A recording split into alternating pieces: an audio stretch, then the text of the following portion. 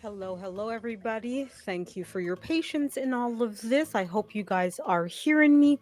So I was having minor technical difficulties and being a dodo head as well. I thought I had picked a background, but instead I had picked an overlay instead, which is why my screen wasn't showing this lovely little tracking of Santa Claus. And I did get an error message once I figured everything out, thanks to the very patient employee of StreamYard. But I just retried it, and here we are. So, Merry Christmas to everybody. Happy holidays for all of those of you who are not Christian. Please give me a one if you are hearing me properly and if everything seems to be okay. So, as you can see, our dear little friend Santa Claus is right now in the Middle East area, right around Jordan, Israel, so forth. So, thank you everybody for being here and showing me some of your wonderful patience. So obviously we have Lashish Journey who's here with us. Hello, hello, Southwest Jeff, and yes, have a great time with your grandson. So you're definitely welcome to come and go, guys, Southwest, and let us know how your grandson is doing and if he enjoyed his Christmas with the family or not. And of course, we all enjoy having Backlash Fishermen here with us as well. So hopefully you guys are enjoying this. I will be coming in and out. So sometimes I'll be speaking, sometimes I'll go silent. So no worries, you guys. If you get bored and you want to leave and you want to do something else, or you just want to play this in the background, I won't take any offense. This was literally a last second decision. I had another live. Your grandsons, okay, great. I'm glad that you have more than one. That's always enjoyable to have lots of kids and lots of grandkids. That's always a wonderful thing. So as I was saying, this was a last minute live that I decided to start up. I was supposed to do another one on chapter two of a particular book, but I'm like, you know what? Let me do that one tomorrow. And in fact, as I'm thinking about it now, I'll probably reschedule that one for later on because it's not that it's morbid, but it's not Christmas appropriate. So I'm like, okay, let me not be a heathen and do this really morbid or, questionable book review on Christmas Day. So I probably will reschedule the one that's coming up for tomorrow, for another date and time. But yeah, but if you guys have any questions, any ideas, if you guys want to let me know what you guys are planning. Obviously, we know Southwest is spending time with his grandkids, but if you guys have anything else that you are doing and you want to share, please be my guest. If anybody wants to come up to the panel and talk, or just, shoot the shit, as they say, pardon my French, feel free to ask for the StreamYard link, whatever works. But yeah, so as you guys see, I've decided to go more on pre-recorded ideas and videos for myself at the moment. I actually, after so many months of doing live videos, I actually find that I like more doing the pre-recorded, just because a lot of times when I do lives, although I'm a talker and you guys know that I'm a talker, I find that with the recorded videos I tend to get to the point a lot quicker, a lot more efficient. It allows me to as well beforehand prepare, and really if I make a mistake in somebody's name or mispronounce something or whatever, I want to show maybe a video clip or something, I can do that. Especially since last live that I did, I noticed that even when I'm using StreamYard, whenever I share a video, the audio of the video, oh, I should have asked the guy, the audio of the video doesn't want to share in my live. So the last live I did, I was doing um, Duolingo, learning Spanish. I could hear the audio from Duolingo, but when I was rewatching the video, it wasn't playing in the video. So I assume nobody in the live or afterwards heard. So it's like kind of frustrating that, I had this whole thing about learning Spanish, and basically it was just me there on a silent screen learning Spanish all by myself, and you guys didn't benefit from that. So it kind of sucks. Whereas with a recorded video, if there's issues like that, I can tell right away. I can figure out a way to, okay, let's see what we have to do to get the audio involved and stuff like that. um I will be adding a new series that I want to try, and hopefully you guys will like it. And it's Paternity Court. I do have an episode that's going to come up shortly. Hopefully you guys will like it. um but let me know if you guys think that's something you want me to continue. I might put that kind of video. I have two or three other channels, both associated with my current channel of She Stole My Thunder, but also other channels that are completely separate. So if I see that it's either doing very well, or if I see that, oh, that's not really on my brand, I might just move that kind of content to one of my other channels. Thank you very much, Southwest Jeff, for sharing on your Facebook. Yeah, if you guys can share, if you guys can give me a like, uh, either on Facebook. I know right now I'm live on Facebook as well, but my Facebook page, honestly, for this channel, I don't think I have anybody that's there following me. And honestly, I don't promote it, which is my own fault. I do have a Reddit channel, I do have Facebook, I do have Instagram, I do have a lot of those stuff. But for me, I find it really annoying to have to, like, quote unquote, cross promote and have to remind myself, oh yeah, let me go on Instagram. Oh yeah, let me go on here. And I know there's, as the saying is, there's an app for that. There probably is an app that allows me to, like, in a couple of clicks, just share everything and make things easier. I just find it really annoying to have to do that, or to have to manually go in every single time. Hey, I have a video on YouTube. Come on, come and go see it. Come and go on my live or whatever. But yeah, it is what it is. But I guess, when you're, when you want to become a big YouTube content creator, those are some of the things that you kind of have to learn to do. And that would be my suggestion for any content creator, is that if you do want to take it seriously and you do potentially want to make money, part of the hustle is remembering and being diligent to share on your Facebook, to share on Instagram, to share on Reddit, to share on Twitch, on Pinterest. There's so many different websites these days, right? But it takes a lot of time and discipline to do that, or to be willing to pay for somebody to do that for you, right?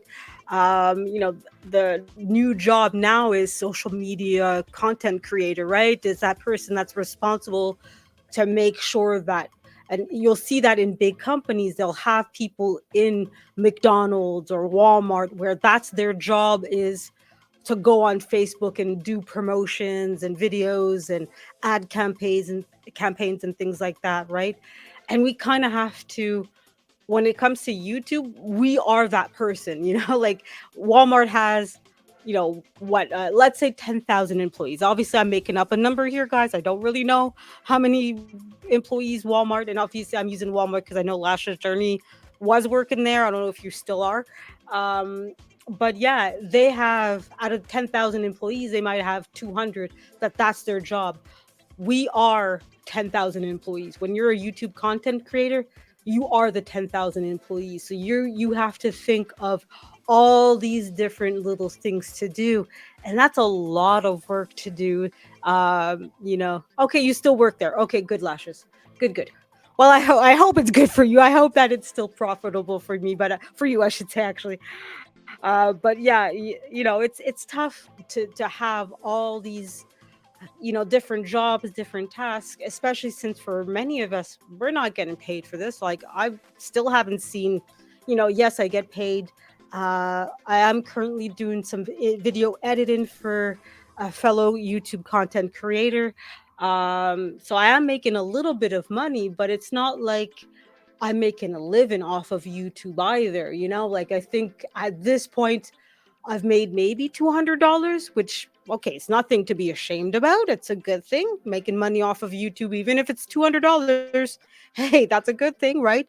It's $200 more in my pocket, especially the past, couple days. It is Christmas. Money in my pockets is not something I'm complaining about, right? But still, $200 is not something I can live off of. I'm not even paying my rent on $200, let alone anything else, right? So you do have to consider that if you are going to make a living off of YouTube, you have to consider it almost like a job at Walmart, where you're the marketing department, you're the loss prevention department, you're the supplies, your HR, your all these other, you're the CEO, everything. Hey, Kulatat, how are you doing? I hope you're doing well, and Merry Christmas to you as well. Um, but yeah, so I mean, as you can see, guys, we're watching Santa going around different parts of the world. He's now left the Middle East and gone into the Maghreb region of Africa. For those of you that don't know, Maghreb is the northern part of Africa that's been colonized by the Saudi Arabia countries, like basically, a lot of Arabs. Sorry, I apologize for saying the wrong term. Have went to the northern parts of Africa, so that's why you'll see a large Muslim population in Egypt, in Tunisia, Libya, Morocco, and Algeria. You'll see a lot of Arabic speaking people in those countries as well. I'm doing very well. Hot, I'm hoping you're doing well today as well. And Merry Christmas to you if I haven't said so already. And I hope you guys are liking the sound. I did buy a new microphone, as I did say in one of my videos. My camera and all that was causing me troubles, and my windows, and boy, oh boy, my computer has finally decided to give out. But I also suspect, like the telephone, sometimes some of these companies intentionally, oh, you have an older computer, let's intentionally force you to have these updates, and then your computer shuts down mysteriously and starts having problems mysteriously. What a coincidence, you know. So, but it is what it is. So, right now, my computer does what I need it to do. So, I'm not going to look to change it right now. Thank you, Lashes, for the like. And no problem, Hot. If you're just listening, don't worry. Like I said, this is an impromptu live just to show you guys hey, there's a nice little Santa tracker that's offered for free with Google. You guys can go in and check it out for yourself and follow for yourself where our favorite Canadian, because Santa Claus, for those of you who don't know, is Canadian. So he's the world's most favorite and nicest Canadian out of there. Hello, hello, self care, health, and awareness. Hello, Bud Files. How you guys doing? Thank you, self care, for the thumbs up. And for those who want to, I just shared the link that you can go ahead and follow Santa for yourselves and see where he is right now. If you decide to step away from the live right now, I'm going to go probably for some time. Like I was saying before, I'll probably stop when I see that Santa Claus is in Montreal, where I live.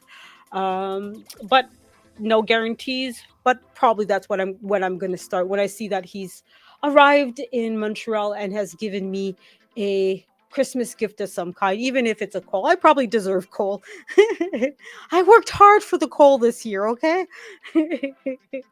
But yeah, it is what it is. But yeah, so I'm glad that all you guys are here, and I hope Bud Files and Self Care, Merry Christmas to both of you. If you're not Christian, happy holidays, or even if you're not celebrating any kind of holiday, I hope that today is a wonderful day for you and that you're enjoying this little Saturday afternoon together with us. So we'll be together for a few hours, hopefully. But like I said, guys, if at any moment you need to step away, either permanently because you've had enough of hearing me or watching this video, feel free to do so. There's no worries. I know you guys can come back as well later on. That's absolutely fine either way, guys. But yeah, feel free, guys, to connect with each other. Actually, I should make. Let me go and open up. I should make at least one or two of you a moderator, so that way you guys can share each other easier. So just give me a second here. Just gonna go back here and I'll go silent for a few minutes, guys. And I'll work on making a couple of you guys moderators so you guys have an easier time sharing yourselves or each other out. So don't be afraid, guys, at any point to talk amongst yourselves, to make suggestions to me for videos that you think I might like to do. As you guys will see on my homepage, I'm going to have a lot of planned videos and really see if that's what you guys want with some new content as well. So I'm just going to go silent for a few minutes and I'll be right back as I try to get excuse me, at least a couple of you guys as moderators. So I'm going to put the music back up a little bit and go silent. Okay, guys, I'll be right back.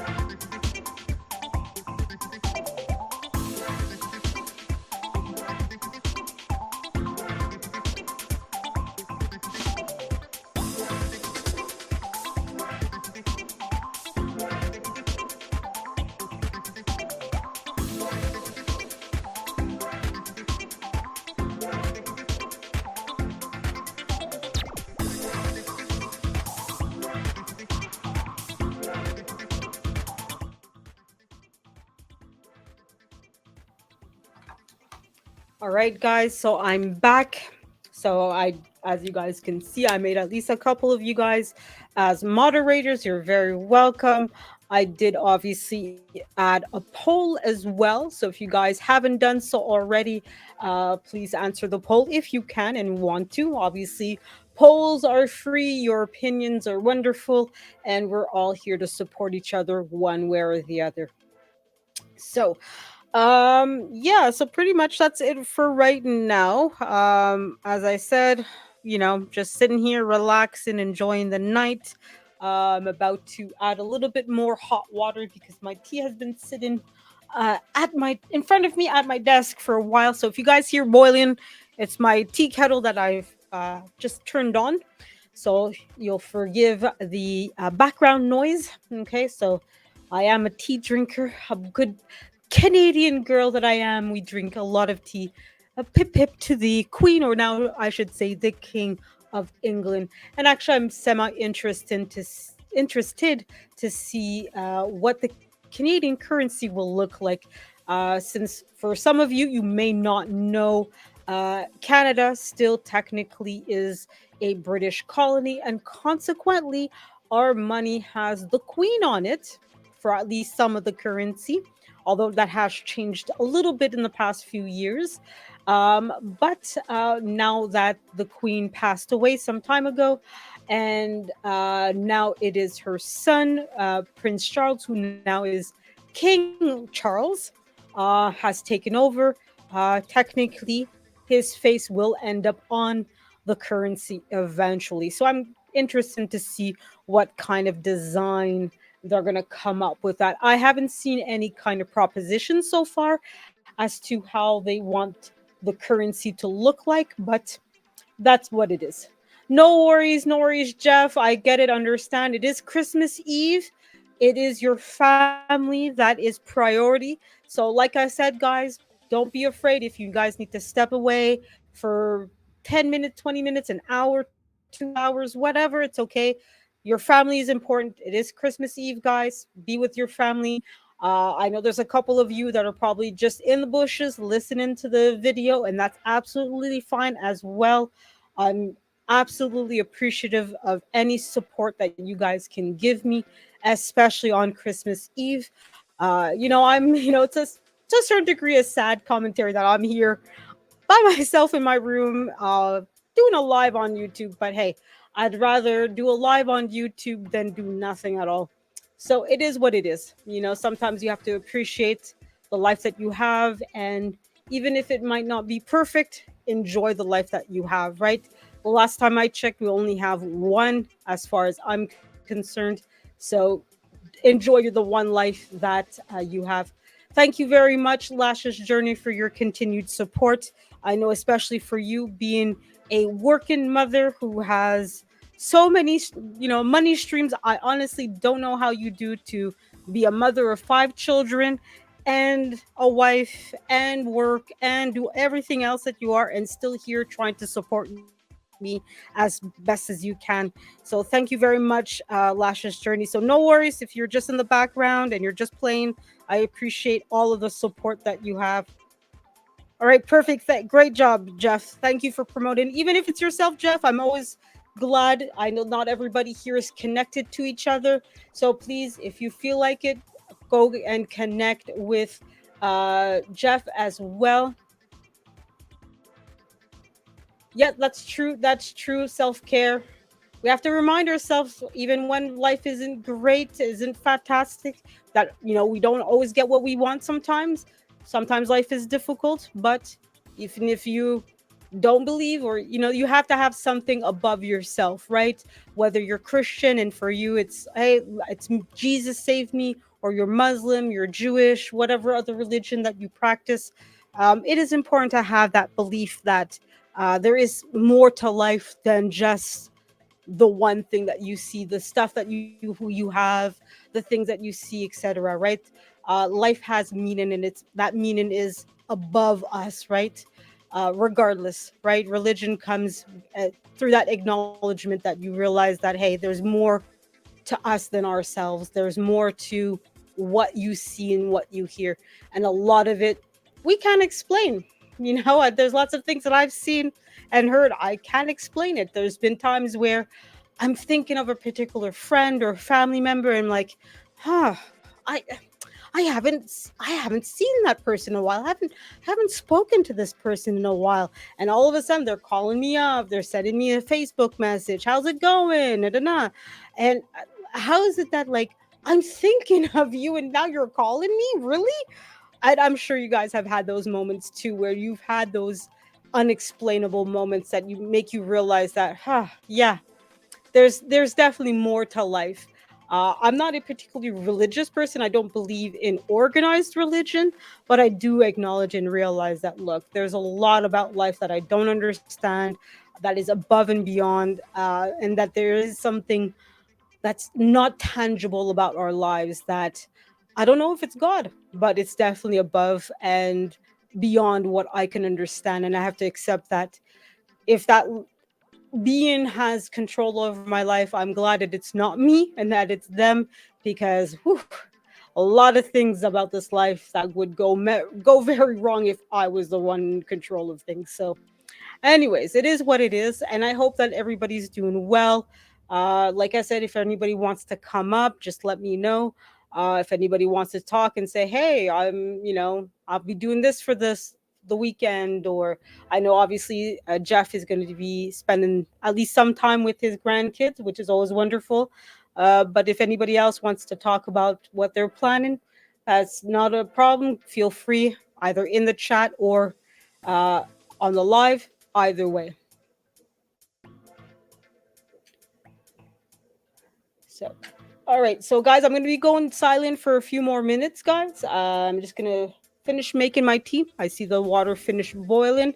So, as you guys saw, Jeff and Self Care connected. If anybody else wants to post their link or the links of other people, feel free to do so. I'm going to go quiet for a few minutes, guys. So, please chit chat in the chat, or if you guys feel like you need to step away for a few minutes, feel free to do so, guys. I'm not holding you hostage. You guys are all grown adults. We can do as we please here.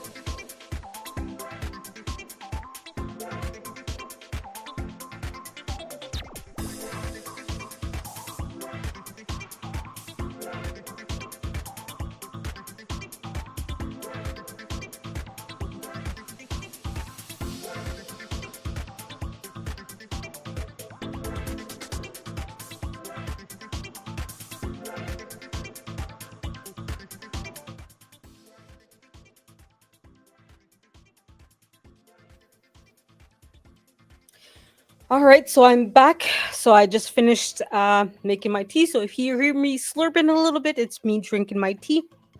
So I apologize in advance for that. As we see, Santa is getting closer and closer to the Congo, one of the largest countries in Africa. And I have to admit, I am adopted, and my biological father is from the Congo, while my mother is a white woman. My biological mother is a white woman who's of Irish, British, French, and German descent. So that's always wonderful. So it's always nice to see the Congo appearing, and it reminds me. And I did do the 23andMe genetic test and medical test as well. I do suspect the name of my biological mother, but I do not have any concrete proof that that's genuinely the woman that gave birth to me. So right now it's still a mystery, but I'm not going to push it personally. A lot of people ask me, well, why don't you look for your biological parents? Why don't you put more into it? I'm like, you know what? I already have two very loving, very protective parents. That's enough for me. I don't need four. Two protective, loving parents is more than enough parents for any person. So I'm very appreciative of the parents that I have. Although my father did pass away, it's been close to a year and a half since he passed away. And holidays like this, Father's Day especially, since Father's Day usually falls at around my birthday, um, is really tough to have it. Might not have my father around. I do miss him. Especially when you see videos where kids and parents are interacting with each other and having a good time. I do miss him on those moments, on those days. But I had a good time with him. He was a wonderful father. I know he had a up and down rocky life. He did grow up in Germany during World War II. He was a baby at that time. And I remember him telling me stories from that he heard from his parents, how they had to flee the country and come back after the war. So his life wasn't always pleasant, wasn't always wonderful, but he was there. He was a great man. Definitely gave it his all to my brother and I growing up. So it was really nice to have him around while he was alive and kicking, as they say. So I'm going to go back to being silent for a while. I might come back in 20 minutes, 30 minutes. So if anybody wants to step away, wants to come back, feel free, guys. Like I said, this was an impromptu live. There's no end game to this video, this live. It is what it is. So you guys want to promote your own channels, promote each other's channels, feel free to do so. We're just watching Santi Claus and where he's going for the day. So I'm gonna put the music back up a little bit, but I'll try to let's change the music up. I'm not really feeling this song. Let's see what else we have here.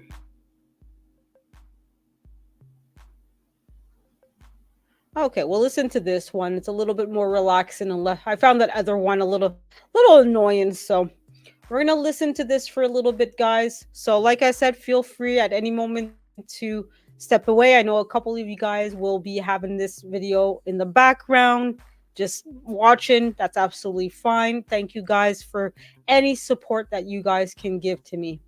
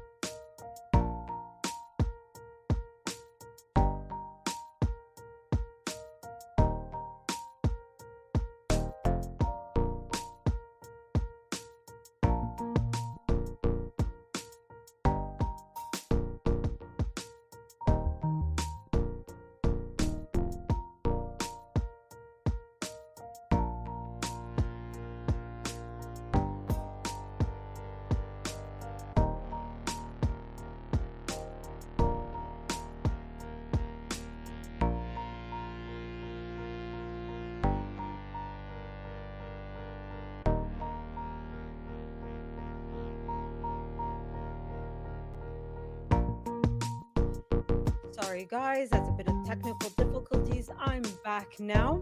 So I'm going to share the screen again, but I'll take the opportunity to speak a little bit as well. I'll read a couple of stories about Kevin.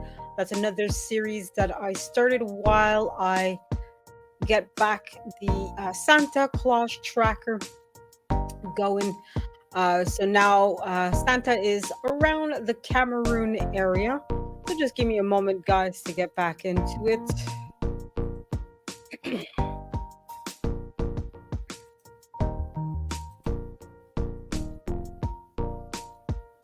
So here we have our wonderful Santa tracker. Santa is of course, in Cameroon. I once dated a guy from that country, very beautiful country. It is a French speaking country of Africa. Like many of you know, Africa was colonized by many different countries, including, of course, France and England. But I believe Germany also tried to colonize a bit in Africa as well. So I'm just going to go to Reddit as well. I'll just read it out loud to you guys. I will share the screen when it comes to reading from Reddit. And I might just clip this topic as well later on. Just trying to find a good story of Kevin.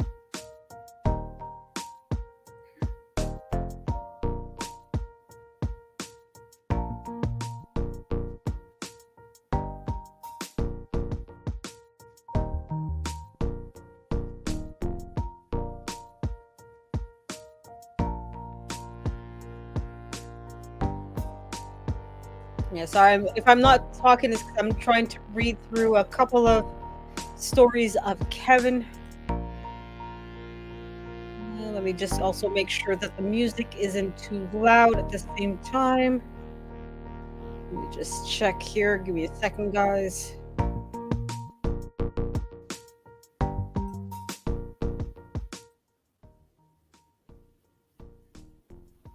Yeah, the music was probably a little too loud. So I'll repeat a little bit of what I said. Sorry for the technical issues. My computer froze on me, and that, of course, locked me out of StreamYard. But I'm back now. And I figured, well, since I have to come back, I'll start reading a couple stories of Kevin. And I also mentioned that I once dated a guy from Cameroon, since I saw that Santa is now in the western part of Africa. And Cameroon is a French speaking country, since it was colonized by France, like many other countries were.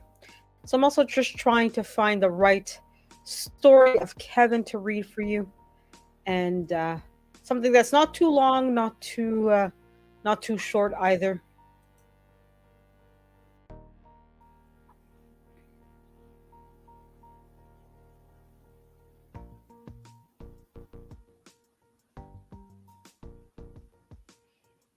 So for those of you who don't know, Kevin is someone that doesn't always make the best decisions. Sometimes we all have Kevin moments, but that doesn't mean we are Kevins.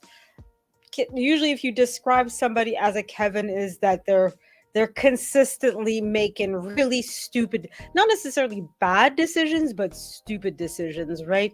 And there's a bit of a distinction. You can make a bad decision, meaning you should have waited a little bit longer when turning, or you decided to speed up at an orange light or something. And then there's stupid decisions where it's like, you really think Africa is a country or something, and you raise up your hand. Yeah, I've been to the country of Africa. It's like, nah, no, that's a continent. If you don't know that, come on now. So it's really things like that.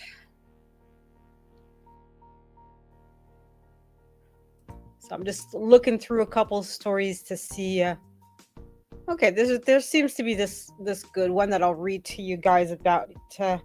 And I know there's not too many of you here, but even if you're watching this part later on as part of the live, or I'll probably clip this part as well afterwards. I hope that you guys enjoyed these stories of Kevin.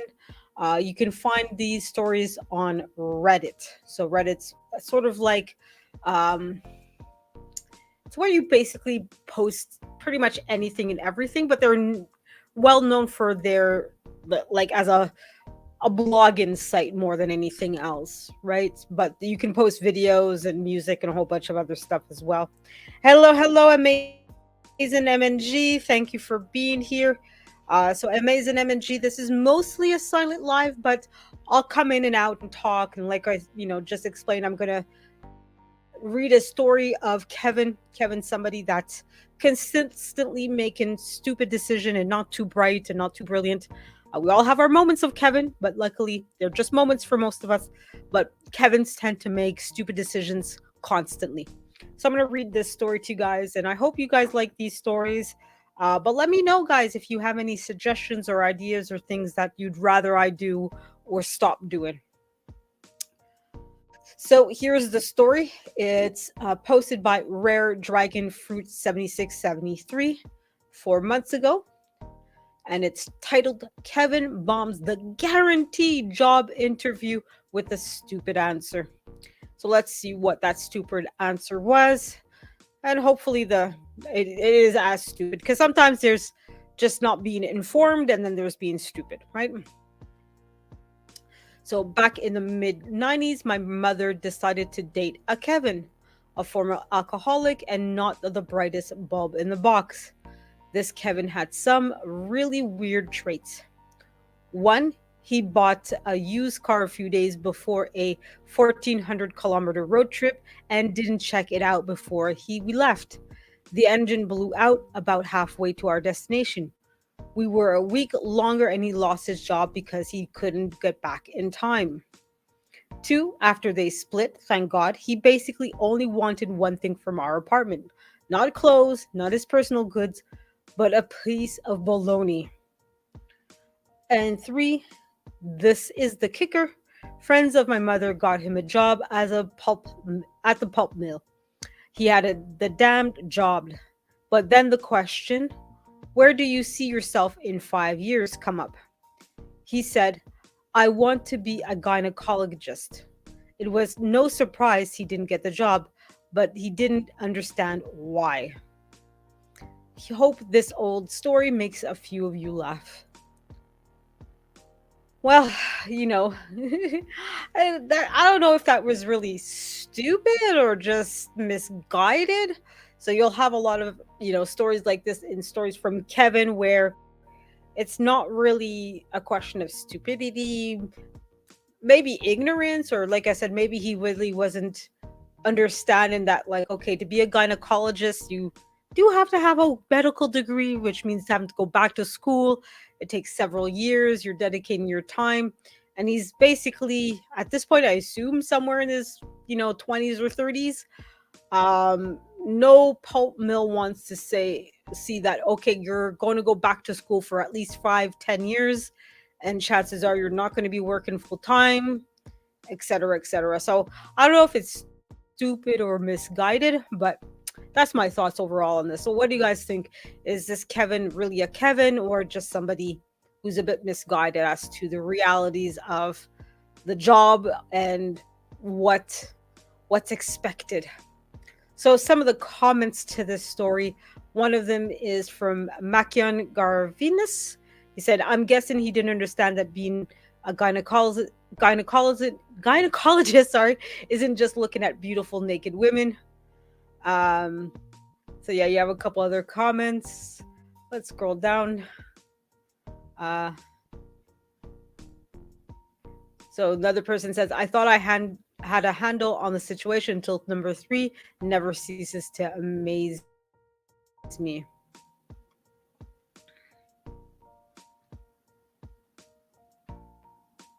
So yeah.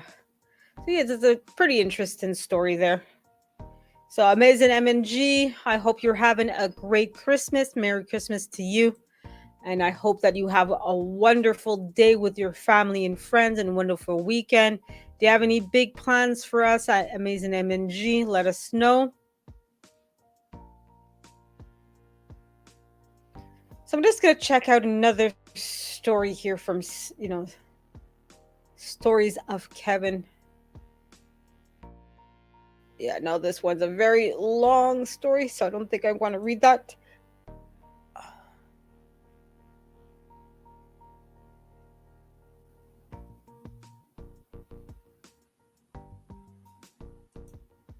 This one seems interesting, but let me see. Okay, this one seems. So this is another story about Kevin. So this one was posted by Hapsy 1818, and it's titled "My Date Thought Accents Were Genetic." So for those of you who don't know, genetic means it's passed down biologically from parents to children, or from one person to another. Genetically, of course, biologically. So this is how the story goes. So this happened years ago before I was married. I had gone on a date with this guy once and before, and he asked me to hang out again. We didn't have a whole lot in common, but I thought, hey, why not? And said yes. I went over to his place and he cooked us a nice supper. We started asking each other questions about our childhood and upbringing, and I mentioned having been adopted as a baby.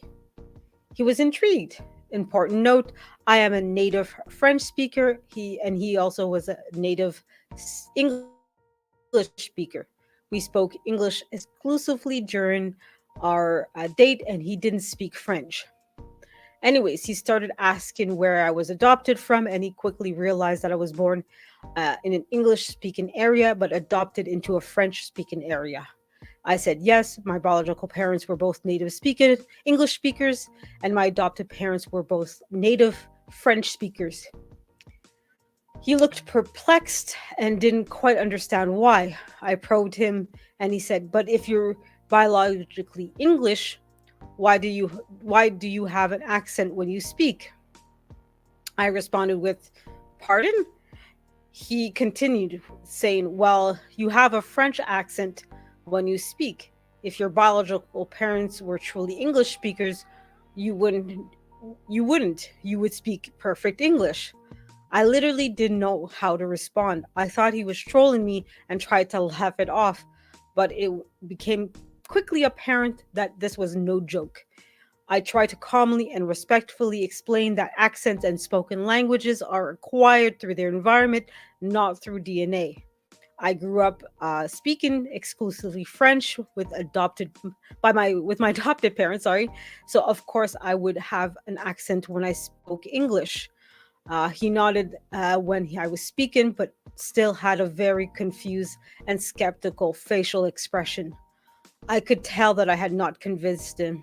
Needless to say, things didn't work out for the both of us. So as you can see here, the lady explained was trying to explain to the guy that no, accents are not genetic. You get accents because of where and when you're born, and not because of what language or languages your parents spoke. So this is I don't know, this is the first time I hear that somebody truly believes that an accent is genetic. Like I've seen a lot of people believe crazy things about genetics. Like I've seen people believe that when you get married, a woman's DNA will change and will become the DNA of her husband. That I've heard a couple of times from, like, friends of a friend. So I've never had people in my life tell me that kind of stuff, but that's the kind of story I've heard a few times. None of the people like, I guess the closest story to a Kevin I have was way back, and this was like one of the first serious jobs that I had. I was talking to a coworker who was relatively new to the company. So this is back in like maybe 2003, 2004, somewhere around there. So really quite some time ago. Like we're talking obviously about good 15, 20 years ago, right? And he's not only new to the company, but he's relatively new to the country. He's from Libya, which is a country in northern parts of Africa, right? And I'm the kind of person, I'm curious by nature, so I was just talking, and ask him a few questions like what it's like there, what's the weather, where did you grow up, how's the education like, blah blah blah blah, right? And of course he's being amicable and answering, and we're just lottie dottie talking, whatever, like you do with a coworker, right? I mean, we're working, we're talking, whatever, it's what you do, like we're doing our jobs, we're talking, where nobody's no harm, no foul is going on, right? And of course, there's a couple other coworkers around and doing their thing, and this one girl is doing her job, looking at us, doing her job, looking at us, and I can see her like at one point like looking at me like with a little bit of like shock and anger, and then she's like, "He's not from he's not from Libya. He's from Islam." I literally just broke out laughing because I thought at the moment she was joking around, right? But no, I looked at her face after a moment and realized no, she was being very serious. I'm like, as I'm laughing, I'm like, oh my god, I'm so sorry. I thought you were joking. And I'm like, you really think that Islam is a country? I'm like, no, it's a religion, Now this was before back, when, you know, you had cell phones, but smartphones weren't really a thing, right? So I couldn't just like look it up and show her on Google, or I couldn't just ask her, "Hey, why don't you Google the currency of Islam or something, or what's the language of it? What's the country of origin of Islam?" But needless to say, she was a bit embarrassed, and yeah, I was like, "How can?" And she's Canadian. I'm like, "How can a Canadian think that Islam is a country and not a religion?" All right, fantastic, Lashes Journey. Thank you for still being here and still spending a little bit of time with me. I hope that you're enjoying this. And I'm hoping too that the music, 'cause I can't really hear it. And I'm hoping the music is still playing in the background. I'll just put up the volume a little bit. Okay, yeah, it's still playing now. Good, good. Nope. There you go. We'll put the music down. It's a little too much music. But I'm glad, Lashes Journey, you're still here. I know you're very busy. It is Christmas Eve. So, like I said, basically before, guys, if you want to step away and do other things in the meantime, I don't blame you. It is Christmas Eve. Family is important, guys. So, even if I'm here talking to myself, that's absolutely fine, guys. Your family is priority. So, don't feel obligated to stay here and talk, okay, guys? So this video will be here later. I'll be here for a while, so don't worry. And even if I do decide that, yeah, never mind, I'm not gonna stay until midnight, because from what the Santa tracker seems to be saying, Santa is gonna be in my area around midnight, my time. So if I do decide, I don't really want to wait until then, you guys always can catch me on the replay. So like I said, don't feel like you guys are obligated to stay here if you really don't want to. So yeah, those were a couple stories of Kavina and Kevin's, and my own story of somebody having a Kevin moment. But hopefully, my personal story of a Kevin, hopefully the young lady has learned her lesson, and now with cell phones being what they are, takes a moment to look at things before saying things. Because even for myself, I'm sure I've excuse me, I've had my moments of Kevin's, and not always saying the smartest things. I've learned personally to, like, okay, don't react. Take a moment to think about it a little bit, see what it's really about before reacting. So, anyways, getting back to the Santa tracker, as we can see, he's been in Algeria and Tunisia, which is actually not too far from Libya. And then he's under the little island state here. I don't know if I can't really see what that island is that he's on now, but it's somewhere in the Mediterranean Sea. It's probably somewhere.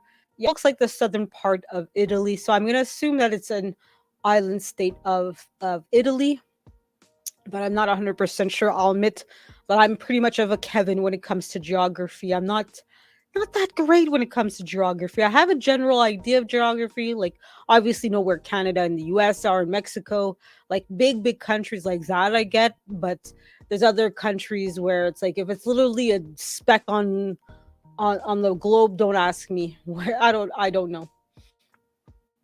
So, oh, look, he's now going around here and traveling. So, okay. So, according to Google, Santa is going to be in my place at around 6.5 hours. So, like I said, I don't know if I'll last for the 6 hours. Chances are I will go for this full 6 hours, but definitely it's nice to have this little Google tracker going on. And it's a shame. Now I don't have, as you can see, I have it on mute, the Google Santa tracker, but there's nice little sound effects to, uh, excuse me, to the Santa tracker. Oh, the island was Malta, the island of Malta, of course. But yeah, it has a nice little, but like I said before, for some reason when I try to share a screen and the other screen has audio, for some reason the audio doesn't play. And I've looked into what I could do, and I can't figure out what's going on. I don't know if it's like, I'm pretty sure it's Canva, and I also tried it with StreamYard. I'm pretty sure it's on their end that they're blocking it, because I also tried when I, was on my work computer. I tried to use Canva and StreamYard to share a screen that has like audio going to it, and it would not record one way or the other the audio from the other screen. So I think there's something going on with StreamYard and Canva that they're now blocking that feature. I guess maybe too many people are, doing illegal copyright stuff and downloading content that they really shouldn't be and things like that. So it's a shame if that's the case, but that's what I suspect. I originally suspected that maybe it was my computer that needed to be updated with Windows 10. But I know my other computer has Windows 10, so I'm pretty sure that there's something else going on. But look, I could be wrong. Maybe my other computer doesn't have Windows 10, and that's why it's blocking me. So if you guys are sharing lives or doing videos through StreamYard and or Canva, and you're able to share the audio of the other screen, let me know, because if the issue is really on my end, I definitely want to figure out how I can resolve it. So, but anyways, that is it for now. But we'll continue looking at where Santa is. So now he does seem to be in the southern part of Italy, and right now it shows that he's given numbers are the other part where I have my a little bit of a Kevin moment. So next stop is Sorrento, Italy, and he's gonna get there in 10 seconds. He's delivered, that's hundreds, that's thousands, that's millions. He's delivered, over 4.7 billion gifts. So about half the planet have received their Christmas gifts already, as we see here. So right now, as you can see, the current stop is Sorrento, Italy. Now, technically, you see here on the right-hand side, the local guides. So basically, when you visit different places in your hometown or even in other places, you almost by default become a local guide for Google, essentially, because it's obviously associated with Google. So you can rate if you went to a restaurant or I don't know, clothing store, something, anything, right? You can rate them and people will look at what you are. So I am technically a local guide, but it's not like I'm rating anything and everything either. And, I'm not going around different places purposely just for that, right? But it's definitely interesting. Oh, now the next stop is Rome, Italy for Santa. It's going to get there in 45 seconds. Oh, excuse me.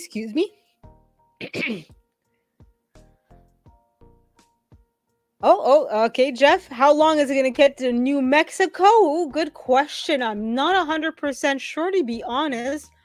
But let's see here. Let's Google that up and see what Google tells us. How long does it take to get from Rome, Italy to New Mexico? Let's figure this out.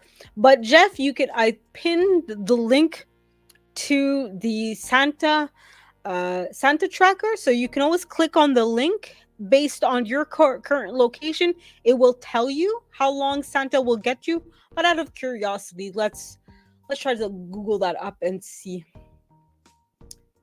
There we go. So how long does it take Santa to travel from oop, from Rome, Italy to New Mexico? So let's see if we can get an answer.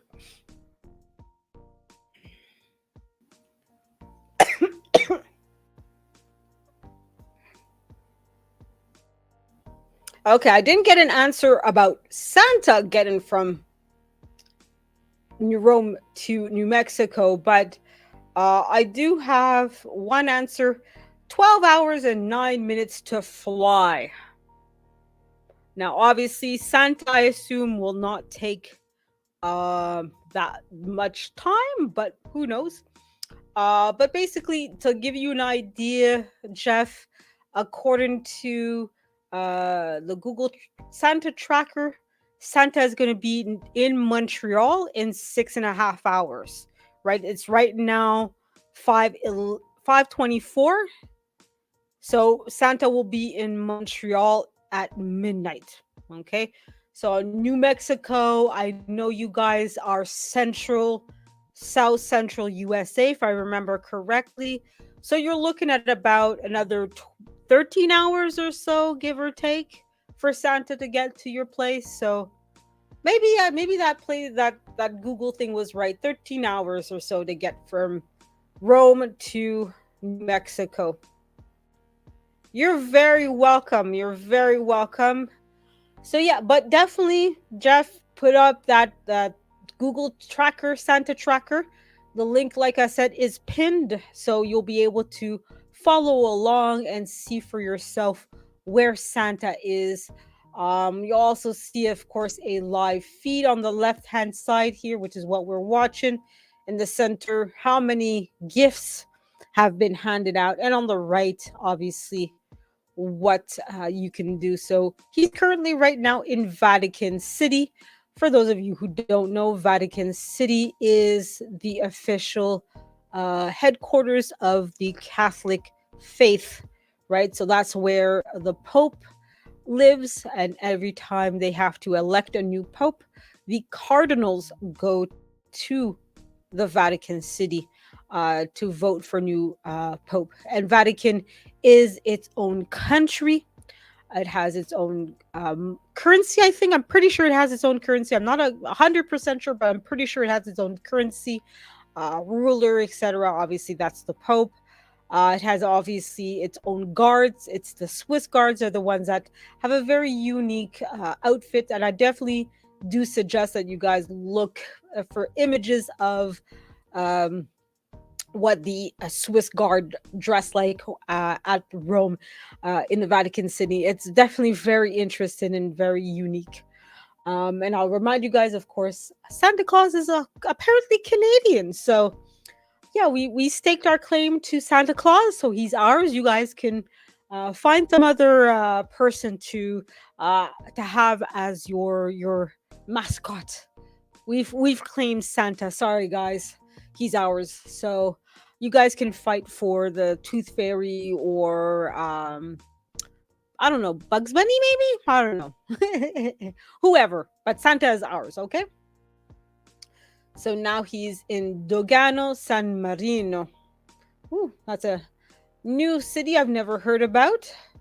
But that was nice. But that's really nice. I'll try to make the screen a little bit smaller so that we see more. So obviously you see all those little red things are dots are where Santa has been already. Now obviously you're not going to see all the cities everywhere because obviously it would bombard the screen too much. So I think they intentionally pick specific cities to highlight, right? So major, like the capitals of the country, well-known cities, things like that. So they're not going to show everything, but it's still interesting to see some of the cities that, like I said, Dogano, San Marino, I have no idea. I've never heard of the city personally, so it's definitely interesting to see where Santa goes and what he's up to. And like I said, it's a shame that I can't share the audio of the Google Santa tracker, but it's if you guys are able to, you guys can mute me and go to the Google Santa tracker and listen to the Santa tracker. That there's nice music and special effects. If you guys can tolerate it too, you guys can have both me going and the Santa tracking going as well. But sometimes I know it's like annoying having two different musics that are completely different going at the same time. Um, but yeah, definitely interesting. So if you guys can, definitely do that. So I don't know if you guys want me to read more stories of Kevin, or if you just rather that I go silent for a little bit and come back later. Like I said, this is an impromptu live. I've nothing really planned for tonight, so I just decided, hey, let me do some little bit of Santa tracking and see what we can do. But I have nothing, like I said, officially planned. Like I said, I already did two stories of Kevin a little bit earlier. Hey, Lashes Journey, I'm glad you're back. But yeah, Reddit is a good, interesting place, and that's why I'm like, okay, let me get into pre-recorded videos because with Reddit, you can definitely go into a lot of different things. I started doing stories of Kevin and two sentence horrors. And the two sentence horrors is really got what got me hooked into reading Reddit a little bit more and doing more pre-recorded because I found that it's a quick and easy video to do, right? Because I don't have to worry about the audio, right? I can add my own music, my own special effects, etc. So, I don't have. There's not as much involved, as much preparation involved with these kinds of videos. It's basically just, especially with Reddit, it's built in such a way you can just save certain posts and then go back to it, right? So it's very like low cost involvement for me. And I can really just, okay, save all these different posts and then come back to it when I'm ready to do the video and just record. And if I, mess up on something, Canva is really easy for that, where you can really quickly and easily restart a video if ever you need to change the audio in something. So, that's why I find that, like I said earlier, I really like doing the pre-recorded videos now more than the lives. I don't feel like I'm forcing, quote unquote, forcing the entertainment. I'm not, having to pretend like, oh yeah, this is great and wonderful for a lot longer. It's like get in, do the video, do my 10, 20 minutes, and then walk away.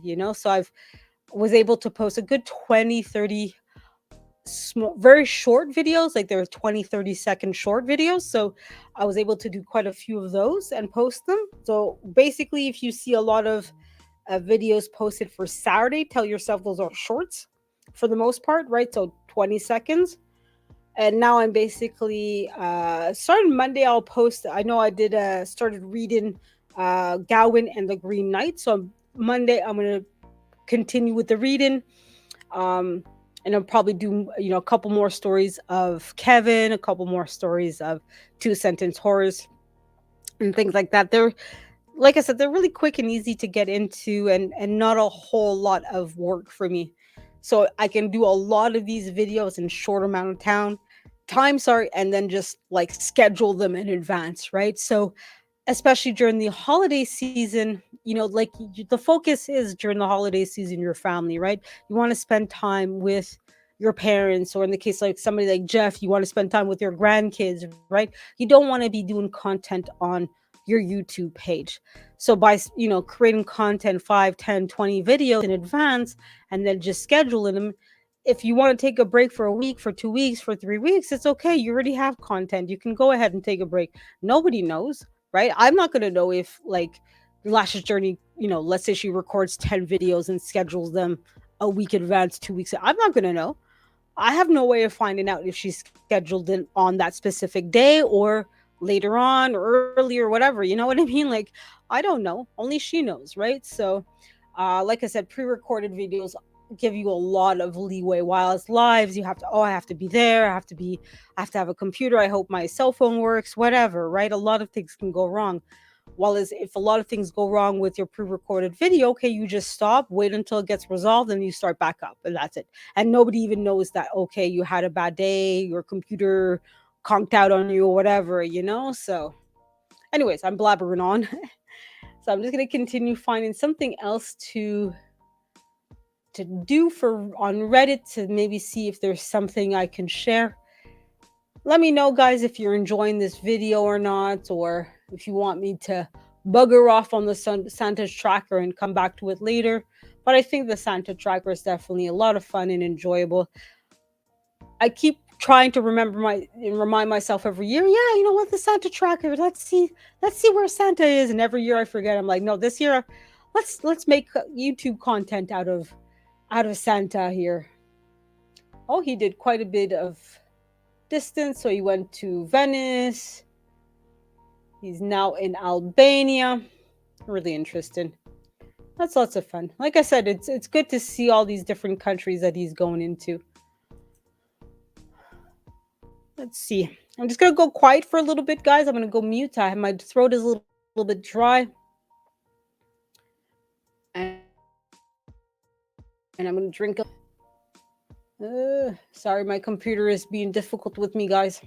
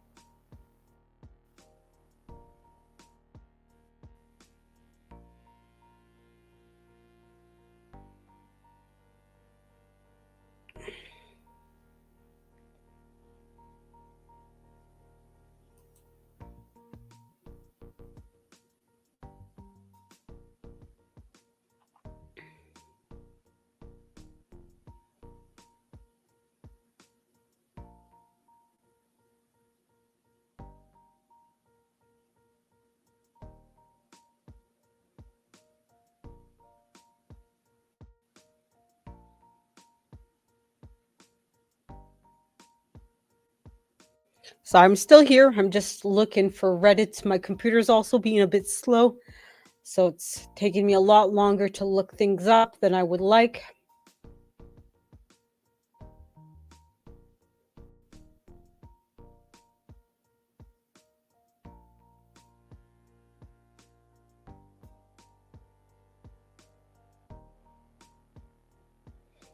Maybe I'll try to see maybe Petty Revenge. Maybe that would be a good Reddit post to go through. Because I did hear a lot of petty revenge stories that were pretty interesting, but they tend to be fairly long. So I'm gonna go into that and see what we can come up with. Guys.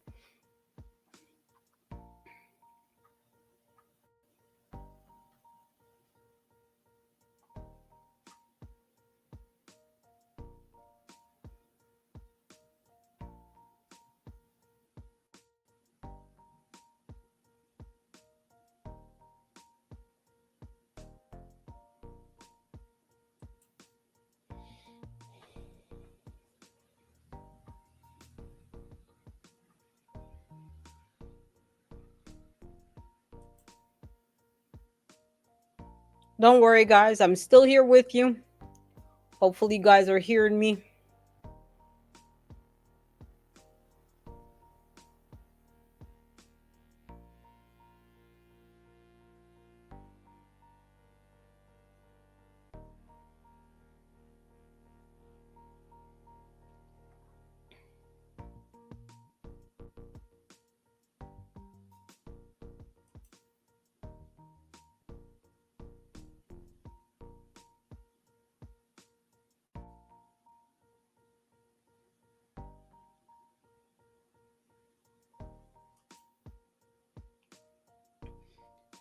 I'm just going to go through a couple of stories of petty revenge just to read them in advance to see if there's anything interesting to talk about that.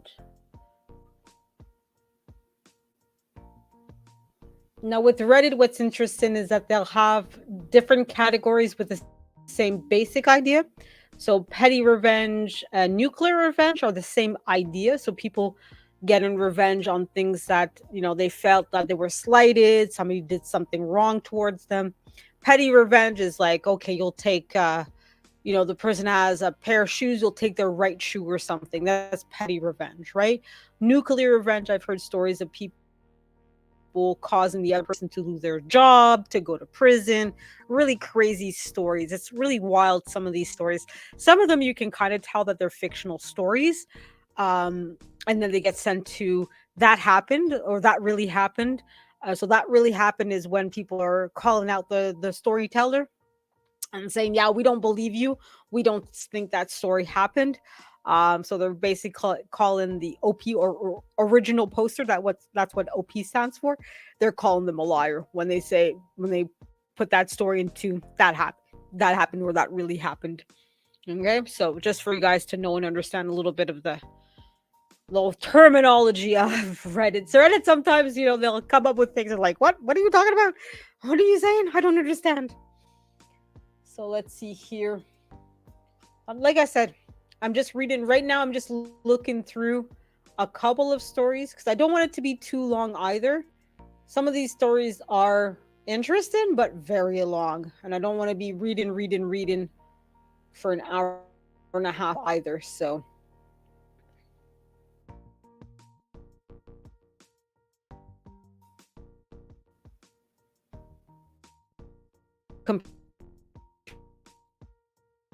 laptop that I was using and that had for years that completely messed it up. So now I'm on my desktop. My desktop is has a lot of memory to it, but when it comes to I have several tabs, for some reason it's slowed down, but I think it's intentional. Like I said, some of these computer companies, they're intentionally like once they see that you have an older computer or old software, they intentionally bog it down so that you have to buy the latest software or the latest hardware or something. So, but anyways, it is what it is. So I'm just seeing this particular story of petty revenge, and I just want to see. Okay, it's not so long. It's not so bad. I think I could read this one. Read this one out. Yeah, okay, that one's not so bad. Okay. All right, so I'll read this story out. So this is in r/petty revenge. So it was posted by Dangerous Dad Dangerous Dad. Okay. So the title of it is Petty Revenge is a dish best served cold? No, best when it's self-served. So that gives you guys an idea of what to expect in the story here. I've had a lot of issues for years with one of my neighbors parking their cars on my driveway. To be very accurate, it's not their cars, but people visiting them, typically family. His father, in particular, is very annoying and also particularly indifferent to my complaints. The neighbor himself is actually okay, and we get on well enough. My driveway is wide, it can fit 4 cars easy, 6 cars if you pack them. So I guess the size of unused real estate was tempting considering how lazy people are. They can park their cars about 60 yards away in a small parking area. Last year, in particular, my neighbor's father would park there at any time for any reason, even when I was home. He's getting old. He's about 75 years old, but he isn't senile. So this isn't just belligerent behavior. Calling the police isn't helpful. They won't do much. He's just an old man. It's private property. We can't tow the car. You can get it towed at your cost, etc. In general, this isn't a problem. They are very interested in, and I am not keen to really push it that far. He parks there because it's a shorter walk and it's how we do things in the old days. Well, last year crossed some lines, so I did get a slide-in gate installed this year. It's really a really solid one, commercial grade on rails and steel bars. I didn't really want this gate, but given my driveway is quite wide, this is one they had in stock, and waited for the right one would take weeks, and I was just about done with a constant annoyance. In fairness, whenever I call or text my neighbor, they'd come and move the car or cars, but it's, well, annoying as hell. Well, it's Christmas 2022. We went to visit friends last year. They were at our place. So this time it's their turn. But I did forget to close the gate. Well, one thing worth mentioning is that there is a switch on the wall. This switch closes the gate. You push it, it closes, but it won't open it. To open it, you need the key, the remote OR to open it from inside the house with a code. It's December, so it gets dark around 4:45 p.m. Around 5 p.m. or 5 p.m. Around 5 p.m. I get a message from my neighbor. Actually, I get 10 messages and then a call. He's in a panic. I checked my video system to see what was going on. What I see is there is absolutely glorious in its splendor. His father is parked there around 2 p.m. Then around 3 p.m., some of their family members come in two cars. Around 5 p.m., dark outside, a fourth car with guests pulled in and obviously looking for a light. Someone pushed that button and the gate closed. We won't be back until Tuesday.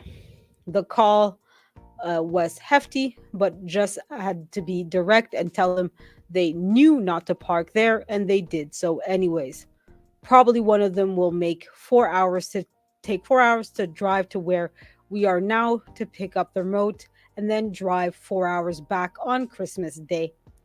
I don't even know if this is revenge, as they did absolutely everything by themselves, but it sure feels revenge like to me now.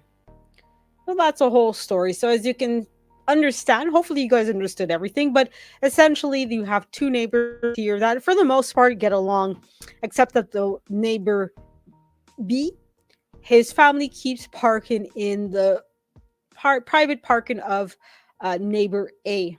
So neighbor A installed one of those gates that come up and down. One night he forgot to put it down, and of course, at that time, neighbor A was visiting family and friends several hours away from home, and neighbor B, well, they just helped themselves and accidentally locked the cars in. And of course, when it was time to leave, oopsie daisies, we can't get the cars out. Oopsies. So they brought it onto themselves. So that was a story of petty revenge. So as you guys can see, you got a lot of different stories that you can get on Reddit. So you have tales of revenge, tales of Kevin, two-story horrors, but you also have a lot of other stuff there too. You have gaming stuff, you have videos of cute animals, and a whole bunch of stuff. You also have a lot of ads too, which is always annoying, but I mean, it's a free website, so I mean, I'm not surprised. It's either have it free and then you have a whole bunch of ads, or you have to pay and you have no ads at all, right? It's up to you guys. So I'm not here to force anybody to, oh, pay you. Then, if you don't want to pay, you don't pay. Okay. You just have to live with the fact that there's going to be ads. Okay. So sometimes you do have to be smart and have to tell the difference. But I think Reddit, like many website, they force companies and individuals when something is is an ad or promo, or like I'm, hey, I have a deal with this company, I have to advertise it, I have to tell, yeah, this is a promo, I'm being paid to say XYZ, right? So you do know with Reddit when something is an ad. Like it'll say, like right now I'm seeing one, it's yougoodfood.ca, which is a home food delivery. They'll give you boxes with all the ingredients that you need um, to make a particular meal. It'll say yougoodfood.ca and then promoted. So when you see promoted, you know that's an ad. Now I'm not promoting Good Food. I'm not associated or affiliated with them. So if you guys have been with them and don't like it or did like it or whatever, feel free to say whatever you feel about them. I'm not, like I said, I'm not affiliated with them. I'm not promoting them. You guys can have whatever opinion you want of that company and the service that they provide. So that was a story of petty revenge. I hope you guys liked it. I'm just gonna go down a little bit and see what else I can talk about. So if I go silent, please forgive me. It's not that I want to ignore you guys, but I basically have 5 hours essentially until Santa gets to Montreal. I wonder what Santa is gonna get me. I don't know. Like I said, I've been particularly naughty this year, so I'll probably get some coal, which is absolutely fine. Need to warm up the house anyways, and coal's a good cheap way to do so.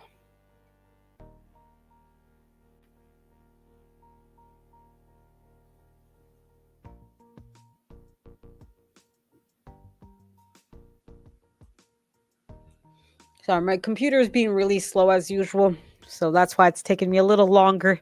I've noticed as of late, whenever I go live or I try to record a video, my computer slows down drastically, is not as quick. Or if I have too many tabs, I've noticed beforehand it wasn't always like this. So I do know my boss has a particular guy that he goes to check out his computers. I do have that guy's phone number, so I'll probably will contact him at some point to have him look, check out my computer, please. If you can update the Windows at the same time, how much is that going to cost? Blah blah blah. See what's going on. Hopefully, it won't be too expensive, but we'll see.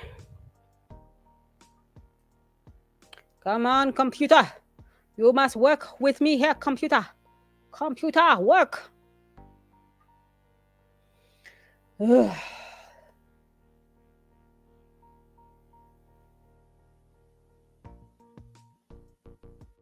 Like I said, guys, not that I don't want to talk, but my computer has been very slow.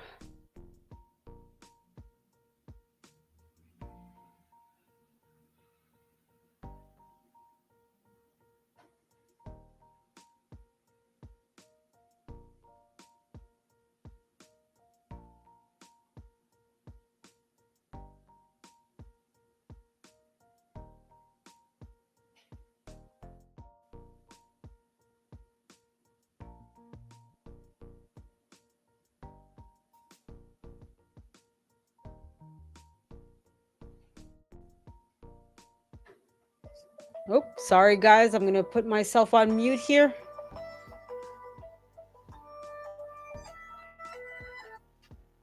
Yes, hello, Aaron. Good, you.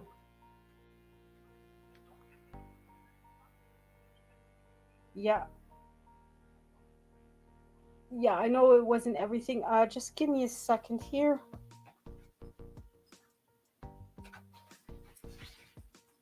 Yeah, sorry, I know it wasn't everything, but yeah.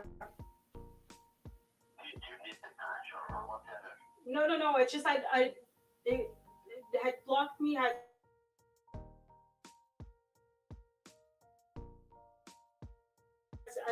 how much like.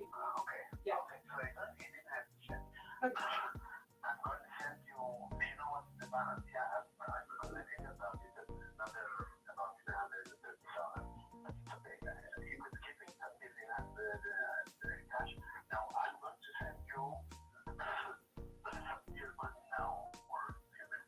Okay, not a problem.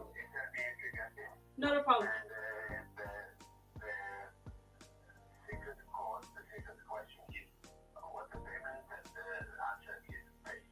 Okay, with the small letters. Okay, but the rest it's all in checks. What I sent you, like, it's gonna be the. No, I know. Okay, okay. The checks I I didn't. figured out the checks is something else, but the cash, that's what I'm talking about. Yeah, yeah. The cash, it was only, I think, 1,100, 1,200, something like that.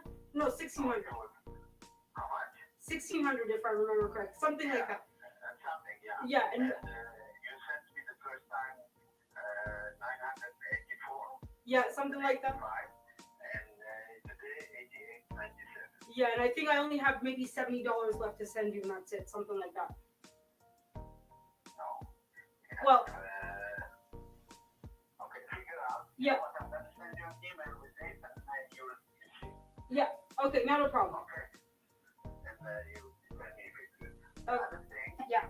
you didn't forward the code to me or to you. I did forward it to you. Anyways, I'll. No, it's not. Okay, worst case, I'll go back in the office tomorrow morning. I have to go to my mom's anyways, and I'll transfer. Okay. Okay. Oh, that's me. Yeah, not a problem. Okay. Because especially now that the office are going to be closed like Couple days, yeah. couple days, and then we'll be open like half a day. It's not. It's very important to get the phone call. Yeah, not a problem. I thought I did forward it to you, but anyways, No. I'll do it tomorrow. Okay, I'll do it tomorrow morning. Not a problem. Okay. All right. All right, bye. Otherwise, everything cool. Everything's great, thank you. Did you get the jobs that I told you last week from winners or not? Not yet. I didn't have a chance when I went there to go in because I got there late Okay, and so do it, please. yeah, not a problem. Go on something big. Of course, yeah, I'll be cheaper. Okay. All right, have a good one. Okay, bye. Bye. Thank you, bye.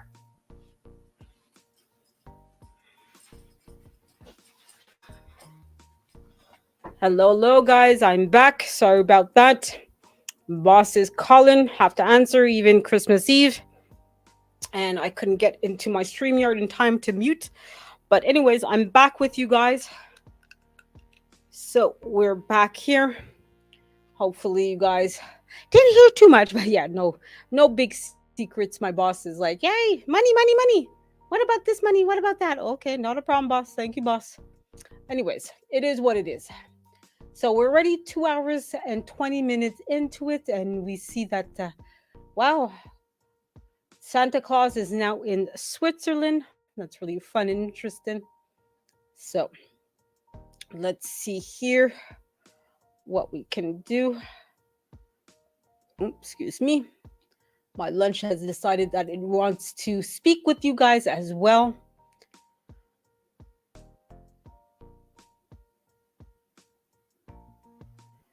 Sorry again, guys. My computer is being very slow.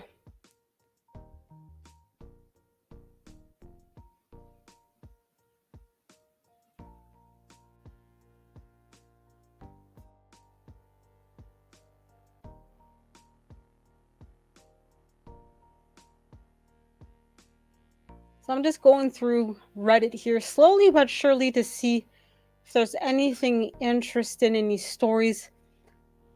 Now, obviously, some of the things that are being posted now to Reddit are videos, and because they obviously want to compete with things like YouTube and Instagram and TikTok as well, that are of course more picture and video based. While Reddit used to be just basically blocks of text at some point. So they obviously opened up a lot of different things. So I can't really share the videos, but I'm still trying to find other things that can be enjoyable.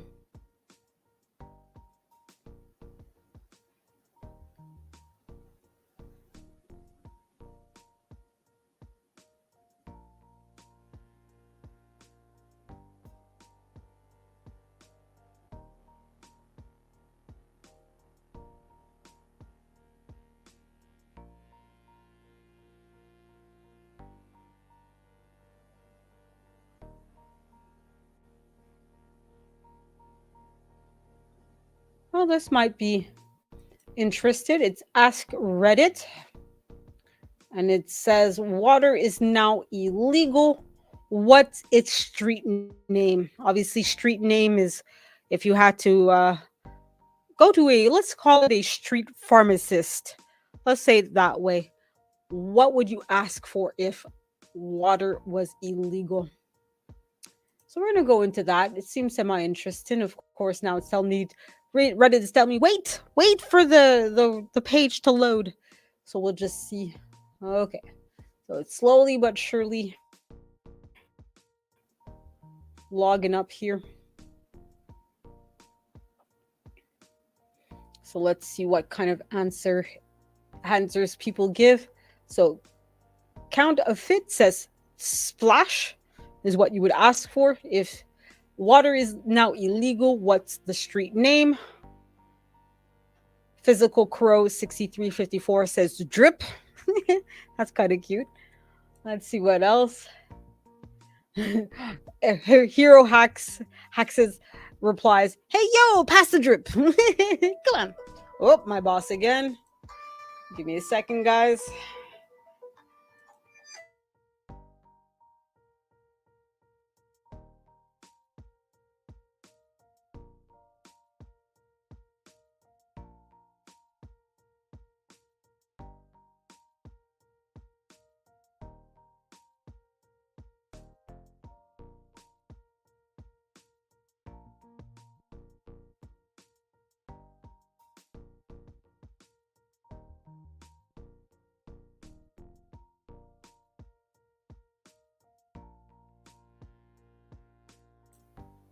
All right, I'm back, guys. As much as I don't mind being nice to my boss, sometimes it's annoying having to have a cell phone and a boss that calls. But hey, the things we do for money, right? As long as it's not illegal, that's funny. Okay, let's see what else has come up. So, if water is now illegal, what's the street name? So we have Pineapple Come saying wash sauce. This is cute. Wash sauce. Hydro. Hi spelled High. Hydro. Ha ha ha. Somebody replies, Mix Mastel Mickle says, What's you gonna say, Dro? Short for hydro. Just say Dro. We want the Dro, Bo. Area 156 says, if water is now illegal, the street name should be Flow. Highly offensive 10 says blue. SD throwaway 222 says, "Ya got some of that warm ice? We want some of that warm ice. Come on." The Toast 14 replies, "I was gonna go melt. Let's go. We need some of the melt. Come on, man. Come on. Give me some of the melt." Let's see. To the question, water is now illegal. What's the street name? You got Corgi Rar saying silent vodka. Johnny Long Pants one replies baby vodka. How about that? We have open-minded guy saying, "Oh man, you swinging that 2-0. You got some of that 2-0. Come on, man. Come on. Where's my 2-0?" Some of these are pretty cute.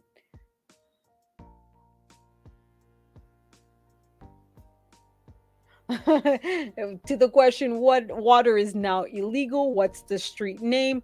Stupid Farmer says wet, and the dealers would be wet bandits.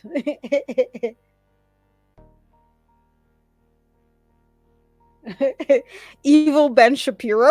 For those of you who know Ben Shapiro's like, wait a minute, evil Ben Shapiro? Wait a minute. He says wet is already slang for PCP. Don't ask how I know. We won't ask, and I won't tell. Okay? No, we don't know. Nobody knows, and we won't say.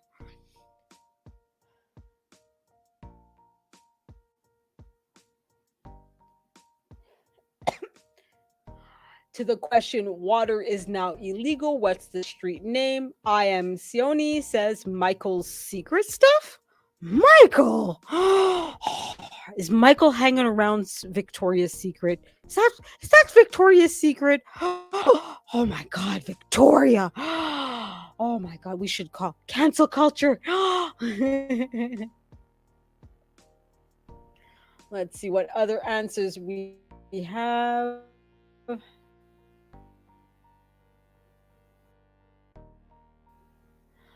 So, if water was illegal, what the street name would be? We have Zakit, Zakit saying, "Yo, man, you got the glug? Give me some glug glug." Dog named Turtle says, "You got some clear? I need a couple ounces of clear, man. Come on, be be cool, man. Be cool. Give me some of that glug. Give me some of that clear." We have Young Chalice saying that gua. You got some of that gua? Come on, give me some gua. Gua gua. Agua. Gua gua gua. To the question, water is now illegal. What the street name should be?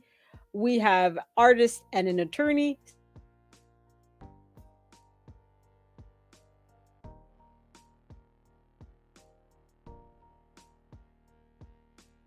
says dihydrogen being around and running me. I hope you're enjoying these answers to the question. Water is now illegal. What's the street name? So I don't know if you guys remember this, but some time ago there was a whole news article about the evils of dihydrogen monoxide and how it will ruin everybody. And of course, it was real. You know, people were all outraged and, oh my God, how dare the government do this to us? And the people were like, "Yo, calm down. It's water. Calm down. Some of y'all didn't do enough chemistry in high school. Come on now, calm down. It's just water. Just relax, relax, okay? Calmate, people. Calmate." To the question, water is now illegal. What's the street name? Cannon Wheel says just simply Dro. Oh, somebody came up with a really, oh my God. To the question, water is now illegal. What's the street name? Shikuroku Swan says Nestle. Wow. That is, for those of you who don't really know, Nestle is essentially been it's essentially considered one of those evil corporations. Uh, if you guys, I definitely suggest that you look it up for yourself. But Nestle is reputed for poisoning water supplies, for basically packing up the water in many cities and towns, small villages, and then selling the bottled water for extravagant prices to the people that were just no a week ago we're getting it for free in the rivers. We're using that water for their clothes, to wash themselves, to drink, cook their food. All of a sudden, in a week, in 2 weeks, in a month, the rivers are now going dry, and your only choice to get water is to buy it from Nestle. People are really just, you know, Nestle are considering it as one of the evil corporations, and they're just their brand is really getting pummeled in the public opinion, in the court of public opinion. But I suggest for everybody, for you guys to look it up for yourselves. I'm just giving you guys my personal opinion and what I've heard. So you guys can look up all this for yourselves. Pick whatever side you want. I'm certainly not here to tell you you must hate Nestle. If you guys love Nestle, God knows I love Cheetos. I love my Cheetos. And it is a Nestle product. And it's like, I'm sorry, I'm not going to go with the Cheetos puffs and stuff from other brands. I'm sorry. I don't like them. But, it's kind of, it tears me apart whenever I want some Cheetos and I realize that, this company it's not exactly a good Santa Claus behavior. So let's actually see where Santa Claus is now. Come on. Come here and cooperate with me, computer. Computer. Come on, cooperate with me here.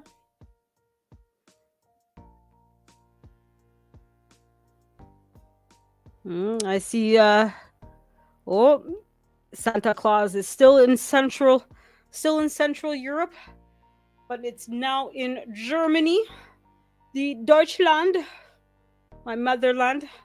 My father, who passed away, my adoptive father, is German. He spent a good portion of his life in Berlin, My Oma or grandmother was born and raised in Berlin and spent most of her life there. So I definitely have some fond memories of traveling to Germany and spending a week, 2 weeks, 3 weeks there. Definitely miss Germany. And definitely if I had some more money or time, I would definitely go back to visit Germany. It's a very beautiful country. Yes, of course, because of World War II, it's had a shitty reputation. But unfortunately, that's the reality of it. And many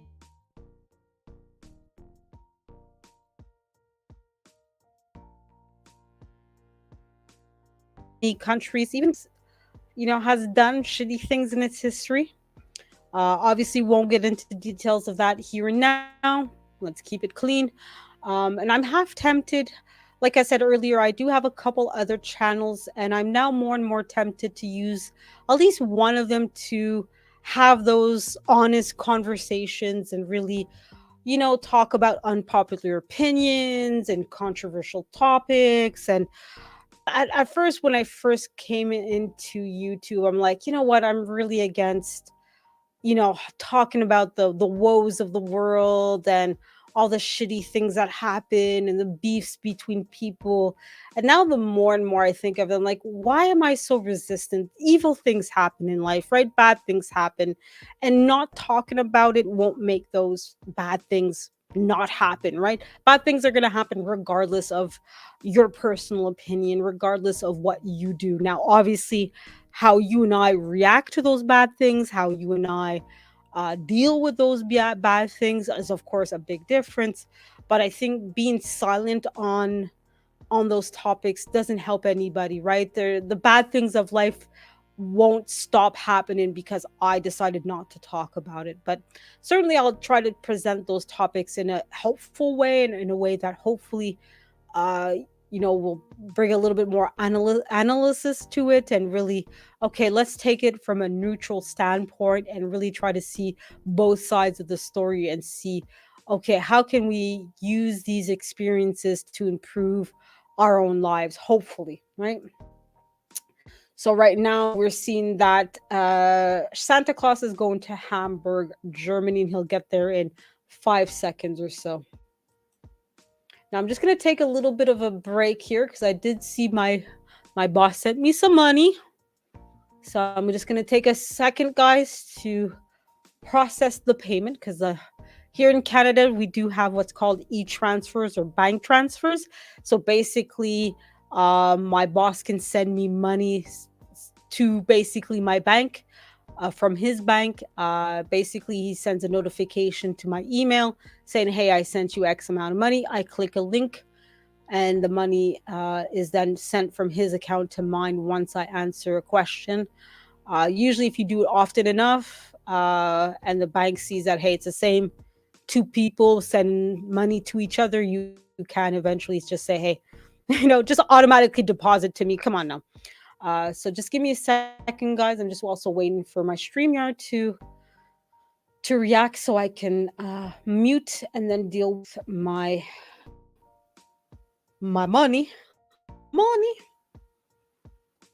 No money, no honey, as the saying goes.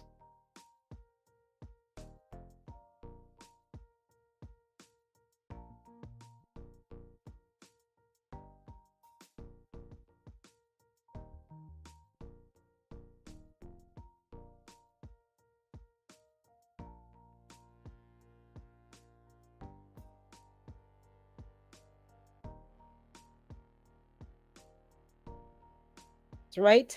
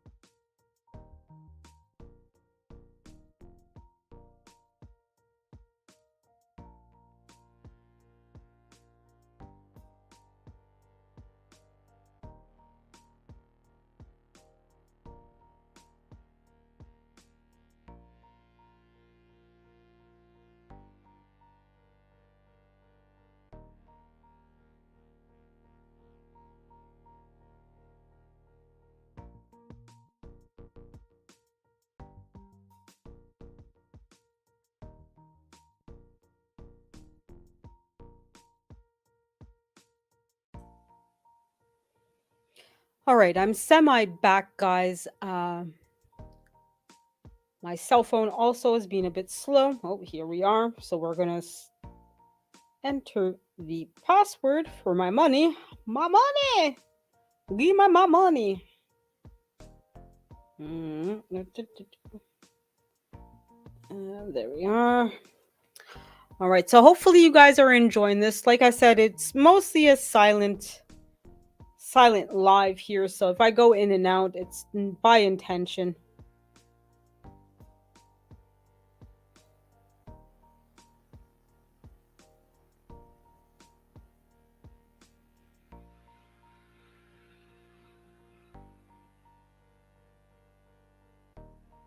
Okay, so I don't know what's going on. Okay.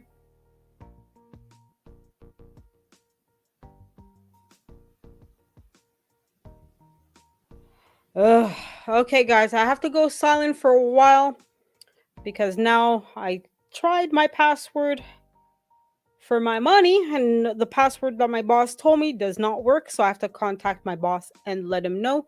So I'll put the music on higher and hopefully you guys will enjoy. Obviously, right now, Santi is in Copenhagen, enjoying that part of the world. So I'm going to put the music on and go on mute for a few minutes, guys.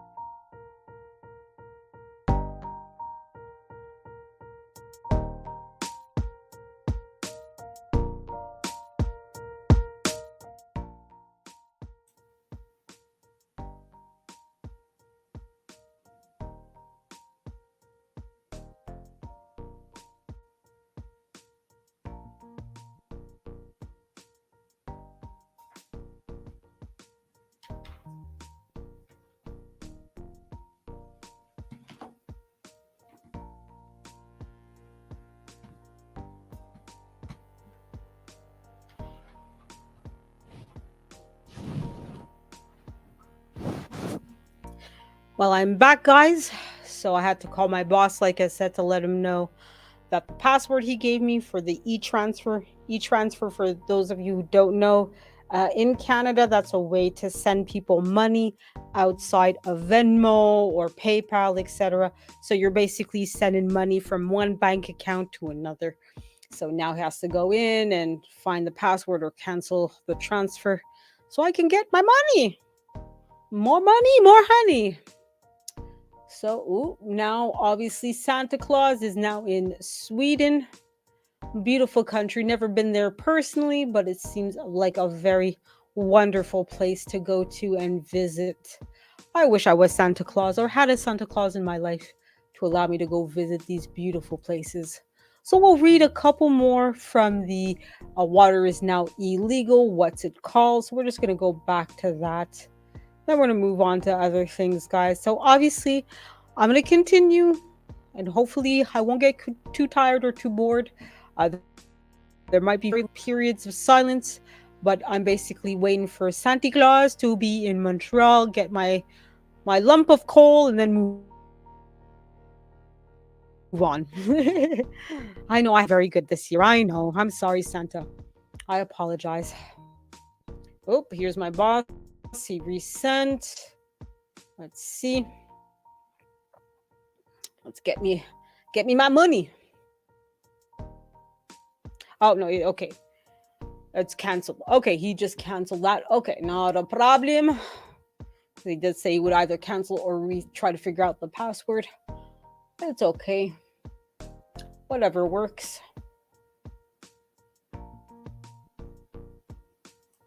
Come on, Reddit. Reddit, refresh.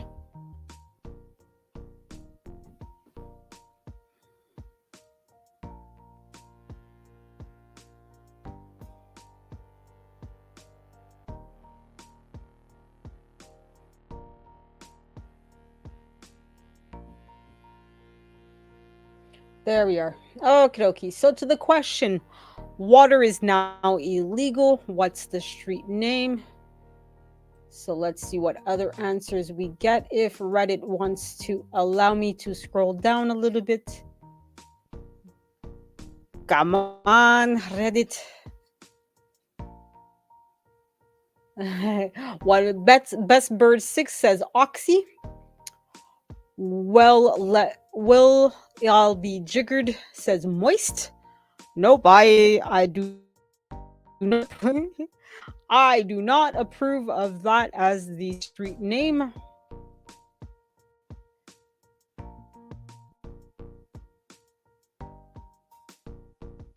Come on, we want one or two more. After that, we'll move on to something else here, guys.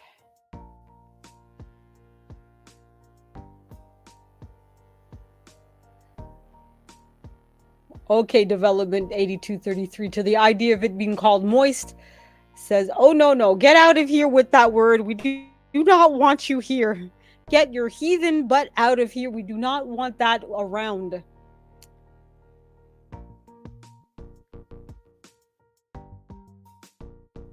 So anyways, Reddit is being a bit difficult with me, so we'll stop there for now for the Reddit posts.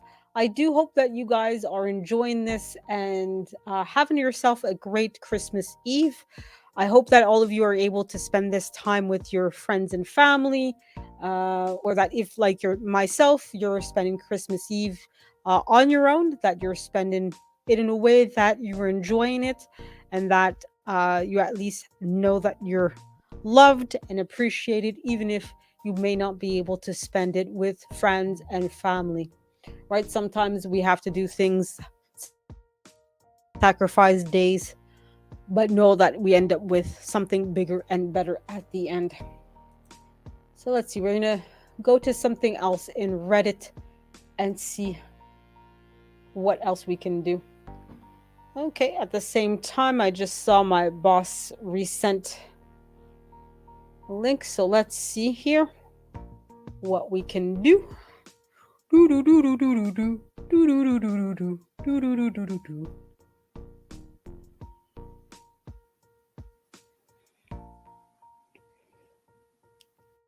So, okay, I just have to find my bank.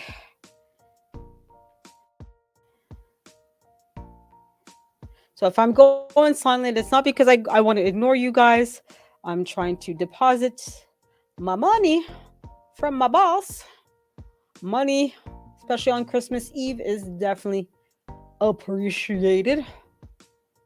So I do have to take a second to make sure I'm putting in the right numbers in the right order, and then eventually put in the password and all of that.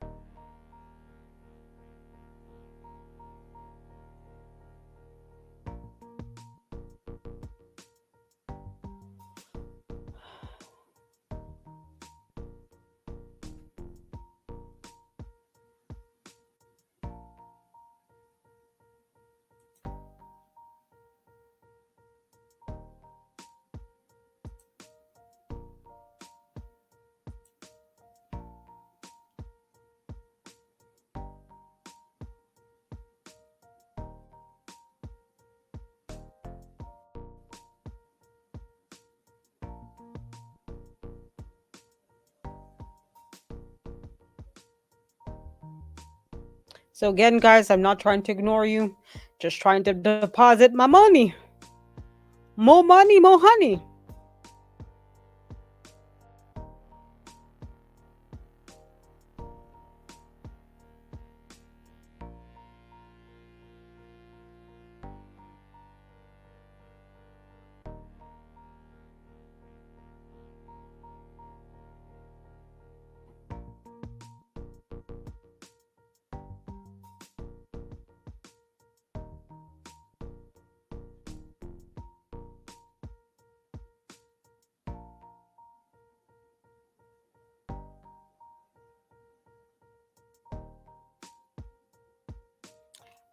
All right, it seems to have gone through.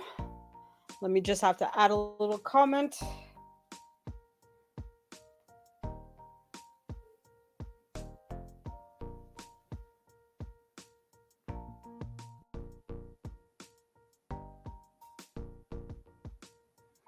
Alrighty, so finally got my pay. So, whew, definitely happy about that. It was be past 5 or 6 days. My boss and I have been trying to get this done. So I'm just gonna let my boss know that everything went through.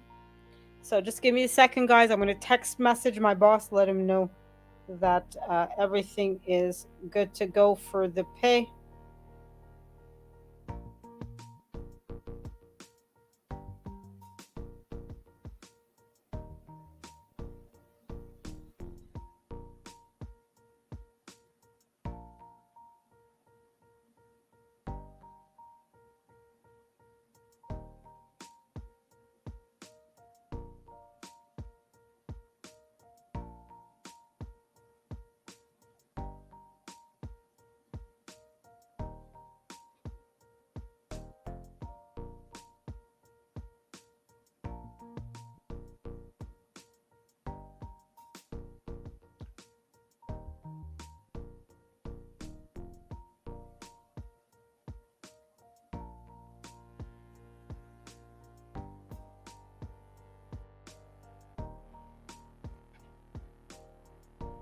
There we go. Okay, okay. So now I can have some mental peace about my pay being in my money, in my bank, I should say.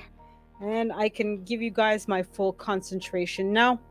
So let's get into it, guys. And what I did is I also went into because the question that we just dealt with Reddit, right? The what if water was illegal? What's the street name? Is what's called a Ask Reddit, right? So it's a question that just gets randomly posted, and anybody and everybody can participate.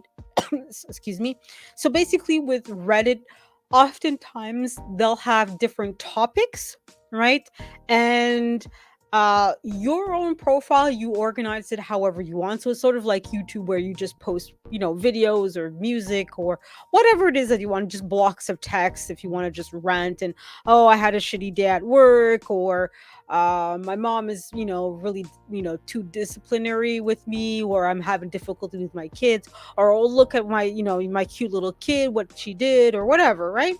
But then you'll have these topics where either you post the topic itself, or you'll have other topics created by other people that you'll post in or read or whatever. And then Reddit itself will also have its own topics that it will create. So Ask Reddit is one of those that is just generated by Reddit itself. And it's, they'll have a whole myriad of different questions and issues, and there's a whole bunch of different stuff, right? That's there. So it can be, interesting and fun when you go into it. And there can be a lot of, strange things, a lot of fun stuff, like the whole, if water was illegal, what would you call it, etc. Right. So now I just went into the Ask Reddit awards, so the best of r/ask Reddit and more, just to see what kind of stuff we'd get from here. So I see that there's like things like from 2020, so a couple of years ago.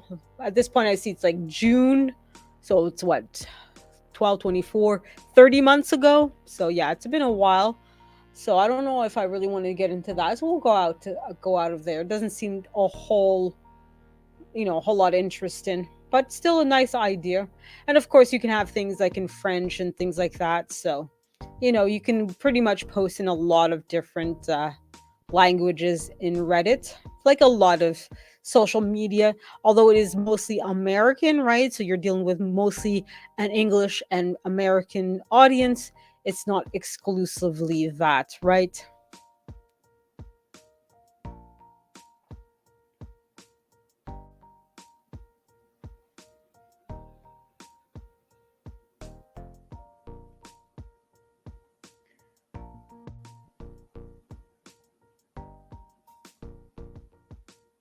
So now I'm just scrolling down and I see that there's a video of an electrocuted squirrel is given CPR and brought back to life. Another video here of humans saving a seagull. So I mean, there's lots of, like I said earlier, there's lots of different content on Reddit. Um, I kind of look at Reddit sort of like a combination of YouTube and um, what else? I'm now blanking on that other website. Oh my god, my brain does not want to work today. But it's that kind of website where you're gonna have a lot of things that are text and a lot of things that are videos or photos, right? So it's a great blend of Instagram, of Reddit, but also of just like things like blogs and things like that, where you can pretty much find anything and everything there. So it's a good like mixture, and you'll have different communities and different people just getting together, and you can really just like, if you can't find it on Reddit, there's probably not a community for it, pretty much. At least that's my personal opinion on the matter. But yeah, you'll find a lot of different things. So I'm finding myself drawn to it more and more, even though it might not be perfect. It's definitely very interesting website to go to. It's not as focused on the numbers as much as YouTube is. So you definitely don't go into Reddit and like, yeah, you'll have what's called karma on Reddit. You'll have a lot of upvotes, and you'll have, but for me, I just think those things are more rewards. Like, if you have really good content, you'll get a lot of karma, you'll get a lot of rewards. Um but if you're just average, or you're just like me where you're just reading stuff, it's not really important. You're not going to get less content or better content or worse content because your channel doesn't have all that stuff on it, right? You're still going to have access to the same stuff regardless. Like, if you look for two sentence horrors, you're still going to find it regardless of, right?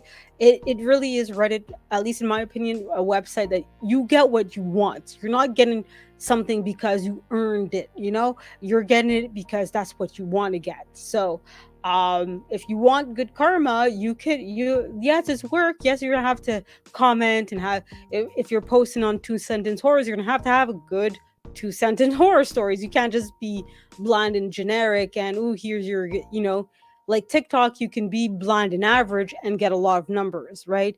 You're going to get a lot of statistics. If on Instagram, if you're a beautiful woman who's shown off her body, you're going to get a lot of attention. You're going to get a lot of people posting comments and sending you money, right?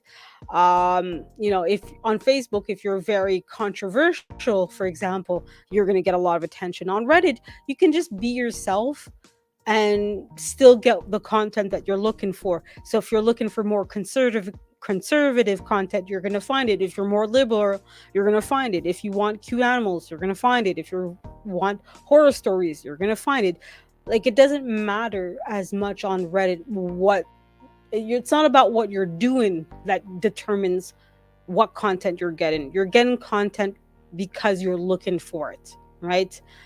So I do like that about Reddit versus a lot of these other like YouTube and Instagram. It feels, with YouTube and Instagram, it feels very fabricated. Anyways, back to Santa. Santa is now in France. So he's been to the Netherlands, he's been to Luxembourg by the looks of it, or he's in going towards Luxembourg. So he's been to a few places. So he won't be near me for a while. But yeah, around midnight is when he'll be around me. So I'm just gonna take a bit of a break, guys. I need to go to the little girl's room and eat a little bit of something. So I'll put the music up a little bit. But if you guys are in the chat, feel free to continue chatting. If I have moderators is still here with me and you want to shout out yourself or somebody else, feel free to do so, guys. I'm not. This is not one of those channels where you can't do it. So please, if you're a moderator and you want to shout yourself out, feel free. So I'll be back in, let's say, 10, 20 minutes. It's now 6:36, so I'll be back in, at 6:46 or 6:56, somewhere thereabouts. So if you guys need to go to the bathroom yourselves or do something, feel free, but I will be back in 10, 20 minutes, guys. All right.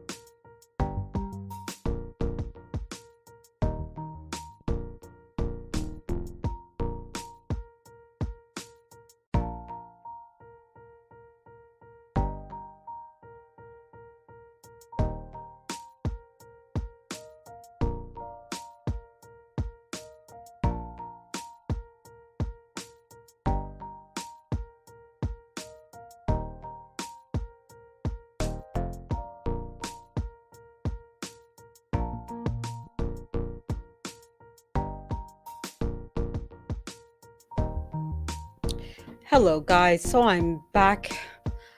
So I'm also going to take half a second while I'm talking to you guys to order some dinner now that I have some money to spend. So we see that Santa Claus is still traveling around delivering gifts and everything. So I hope you guys are enjoying this. Although I see that there's only one person, it's probably my other account that's still here, but it's okay. I wasn't expecting a big fanfare. I know it's Christmas Eve and that most of you are spending your time with your family as you should be. So I don't blame you guys if you're not on YouTube listening to me and that you'd rather be with your friends and family. So, right now, Santa Claus is at Monaco and spending some gifts there. For those of you that don't know, Monaco is its own country. It used to be part of France. I know. I can't remember what year, but at one point, Monaco was still loyal to the French royal family, and they decided to keep the royal family that they had. Sorry, I just realized the music was very loud, so you guys might not have heard everything I just said, so I'll repeat it. But right now, we saw that while Santa Claus was at Monaco, Monaco is its own extremely small country at the southern part of France. And it was at one point a part of France, but they decided to separate because Monaco was still loyal to the French royal family or having a royal family as their leader. So they decided to become their own country. And that's why Monaco has a royal family and France does not. So it's really interesting to see. So I will order myself some dinner. I will go with my typical going for some fajitas. I enjoy I enjoy fajitas. I'm really sad that there's a couple of restaurants that I really enjoy and I used to be able to order them through. We have what's called Skip. I know in the US you guys usually have Uber Eats. Here we do have Uber Eats as well, but we do have Skip and there's a third one. I forgot the name of it. I usually use Skip, but I'm not against Uber Eats either. I mean, for me, one way or the other, I don't really care. I mean, it's the same basic amount of fees that you're paying regardless. So I just see that sometimes Skip has different restaurants that Uber Eats doesn't have, and vice versa. But I'm really sad that there's a couple of restaurants that I can no longer order on either one.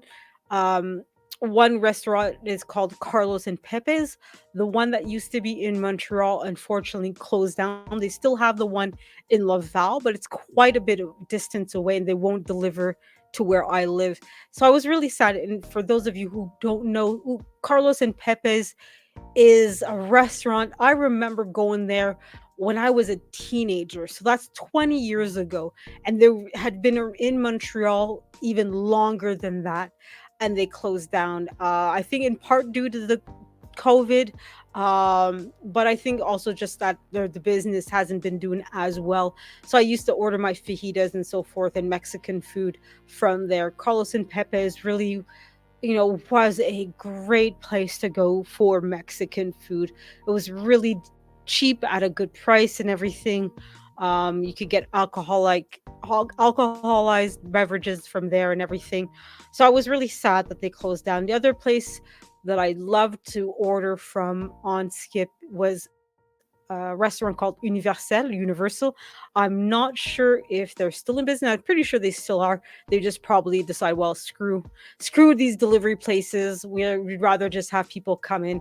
But I don't know that for a fact since I haven't gone to the physical restaurant in a while. So I'll have to go, during the week or next weekend and see if they're still around, see if they still exist.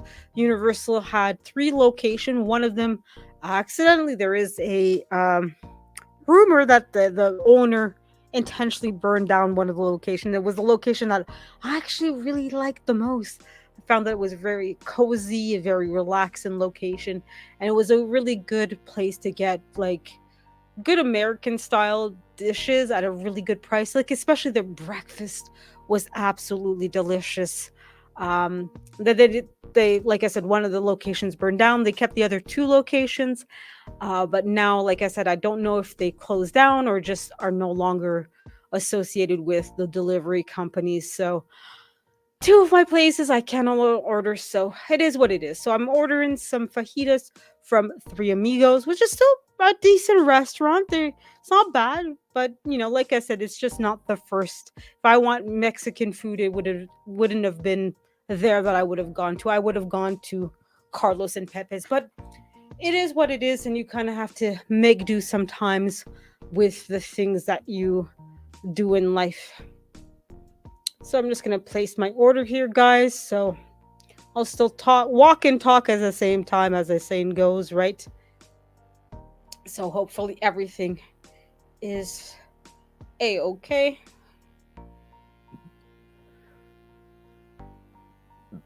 Excuse me, my lunch is still wanted to remind me that I ate.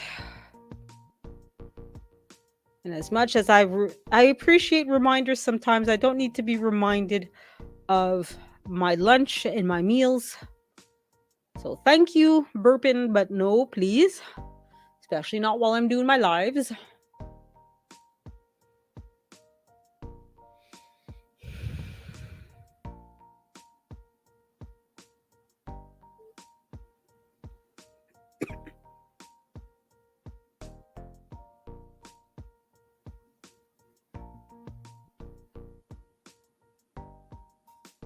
So let's just see where Santa is. Let's scroll, get into. So he seems to be he's going toward Barcelona. And Santa will arrive in 5 hours in Montreal. So it's really nice to see where Santa has been. So all those little red dots, the red, looks like Christmas, the Christmas balls. That's where, of course, where Santa has been. Now, like I said earlier, it's by intention that they're not showing each and every single city, because obviously it would be a lot of red dots. Santa Claus has apparently delivered over 5 million gifts. So that means over 5 billion people. So I just wonder, I imagine Santa gives 1 gift per person. So if you're in a family of 10 people, that's 10 gifts, I imagine. So I hope everybody that you've had a great day and a great night, and that you're enjoying this little live with me here. If you're still with me, or if you're enjoying this in the replay, I hope that your Christmas Eve was a little bit wonderful, at least a little bit. Sorry guys, I'm going to have a little bit of adult beverages. Yes, I'm over 18 and over 21, so it is legal for me to have some adult beverages. I obviously, because I want to be respectful to the minors that might be watching, I'm obviously not going to mention exactly what, and I'm certainly not encouraging anybody to drink, especially if you're underage or if you plan on driving. Please do not drink and drive. Please do not drink underage. Those are both very bad things that I'm not here to encourage anybody to do. Right? I'm safe at home, safe and sound. Everything is good and great and fantastic. So, yeah.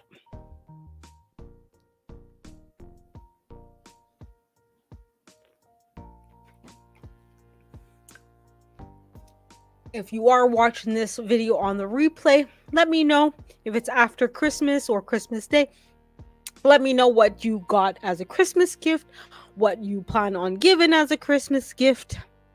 If you're here in the live, let me know what secret Santa gave you, or if you are the secret Santa, what you plan on giving, if you're able to do so. I'm gonna be giving my mom, I know she likes, I got a excuse me, a gift card from my boss, who is very generous, and I use some of that. Don't tell nobody. Use some of that to get my mother some makeup, some perfume that I know she likes, and a couple other things, like a really expensive lipstick from Sephora. It was actually my first time there. I've never been to Sephora. I thought it was going to be, excuse me, a really horrible experience, that I'd be bombarded and attacked by the staff, because they're all commissioned and they're all the sell, sell, sell. I really wasn't, but I guess it's because they're all so busy with everything. There was a bit of a lineup with the cashiers, so I guess they were all just so busy that they really couldn't just go and get everybody and sell, sell, sell. Although what I did find was pretty offensive to some degree. Not offensive in the sense of, oh, cancel culture, but offensive in the sense of the prices were outrageous. Like, I saw these very basic lipsticks for like 60 bucks Canadian. So that's what, like 50, yeah, 45, $50 American for one small tube of lipstick. Not in like a big normal size tube. Like, ladies, you know what I mean. Like, it's hard to describe what a normal size tube of lipstick is, but this was like half the size, or maybe like 40%, 50% the size of a regular tube of lipstick, and was like $60, $70. It was crazy. Like, the cheapest lipstick that I found was like 20 bucks, 25. I find it crazy. Like, especially when I went on Amazon and found lipstick, like a pack of 6 lipsticks were like 25 bucks for 6. Here I'm finding one small size for the same price. I found that it was like absolutely mind-boggling to me, the prices of some of the things. Now, I do have to say, I did buy a hairbrush there for 20 bucks. I'm like, it's expensive, but every other pair of like hairbrushes that I bought, after 3 weeks it would break on me. And it was like 10 bucks, $15. I bought this one. It wasn't as effective as, like, it was effective. It was more effective, but not as effective as I was thinking it would be. It really went through my knots. And at this point, I had, like, you guys don't understand. I have very long, very thick, curly hair. Anybody who has very long, very curly, very thick hair, you know how quickly your hair gets matted and knotted, and how difficult it is to get it untangled, right? So it wasn't like, with some of the brushes, you go in and it, like, in 1 or 2 strokes, you're able to get the knots out really quickly, right? With this brush, I'm there 10 times going, and it's still, however, it was not hurting me at all. So it's still a good brush. I still like it, but man, there is a difference. And that's the thing. Like I said, if you have long, curly, thick hair, you know what a good brush makes a difference, right? So I was really, overall, it's a decent brush. Um, it doesn't go as deep into but because it's a more plasticky brush, it's definitely not hurting my hair whenever I'm trying to brush. So it's the kind of brush that, honestly, if you're maintaining your hair on a daily basis, your hair is not going to get tangled at all, right? And especially since I'm using Dax as well to sort of like keep my hair nice and soft and moisturized. I find that with this brush, I'm not dealing with as much knots. It's not as difficult, right? I have to do a little bit more effort, but it's not as painful. Um, so yeah, so that's what I'm going to be giving to my mom. Got a few things for myself. Needed to get some lady garments, let's just put it that way, because I know sometimes certain things, certain terms are considered offensive or inappropriate. But yes, I had to get a few things for myself. And really, so I was grateful to have that gift card for my boss, because it really just helped me to take care of a few things for myself as well. And really get a couple of things, especially my boss. That's one of the things when he called me earlier, like, did you get a couple of new shirts? Get yourself a couple of things. I'm like, no, like, okay, well, it's Boxing Day, so get yourself a few things. Okay, no problem. So that's probably what I'll do on Monday. But anyways, get myself a few things. But I'm not that kind of girl that I don't like shopping a whole lot. So when I get gift cards, it kind of forces me. So I don't like it, especially since my boss gets me gift cards to a particular shopping mall. It's not even like one of those Visa or Mastercard gift cards. It's like it's a gift card for the mall. So that's one good thing though. So I get to use it in whatever store I want in the mall. But it's that specific mall, and it's all the way. For those of you who don't know, it's called the West Island. It's literally the west part of the island of Montreal. It takes me a good 45 minutes to an hour to take the bus there. So it's annoying to go all the way there. So I'm like, okay, I got it. I went there last Sunday, and I'm like, you know what? I'm going to go. I had to go and uh, go out and meet somebody. So I'm like, you know what? After I've met this person, I might as well just go to the mall, get it done. The day was, it was cold. It's winter in Montreal. But I figured, you know what? Just get it done, spend the money, and get out. So that's what I did. I had a literally still had a gift card from the previous year. I still had some money left. So I'm like, you know what? I might as well just go clear out the two cards, and just get going. So that's exactly what I did, because it's like, look, I can't be bothered. I don't want to be coming back to this place because I still have 30 bucks, 40 bucks, 50 bucks left on my gift card. So spent every single penny of that on myself mostly, but like I said, I did get my mother some stuff as well. So anyways, and I even went to Starbucks, and the first time, the lineup at Starbucks at the shopping mall, it was crazy. But one of the girls in the line was like, "Why don't you just order it through the app?" I'm like, yeah. I'm like thinking, you know what? Yeah, and that's literally what I did. And literally within 3 minutes of ordering, sorry, ooh, I spit around. Ooh, sorry, guys. But literally within 3 minutes of ordering Starbucks online, the drink was ready and I got going. So like, yeah, because I do have the app, but the Starbucks near me doesn't do the order beforehand for whatever reason. It makes no sense to me. Like, why can't you do that? But anyways, so I just like, oh, let me use that. So I was able to save myself a good 10-20 minute waiting time for the hot chocolate. So I was glad. Picked up the drink and got going. So yeah.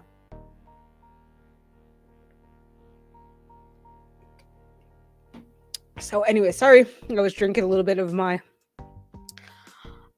adult drink. So let's see what's going on with Santa. So we saw that he was in Barcelona, he was in Madrid.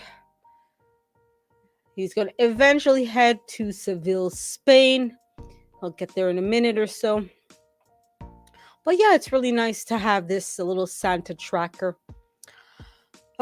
Yeah, so I don't know. Like, I know I'm planning because I see I'm literally being surrounded by all the books that I bought. I keep telling myself, come on, you have to read more. What happened to the daily reading, the 30 minutes? I know there's a lot of series that I started and stopped, like the reading for 30 minutes a day, that I stopped. But I am looking to go back into it.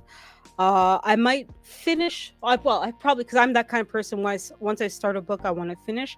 So I'll probably finish reading the second book of Game of Thrones.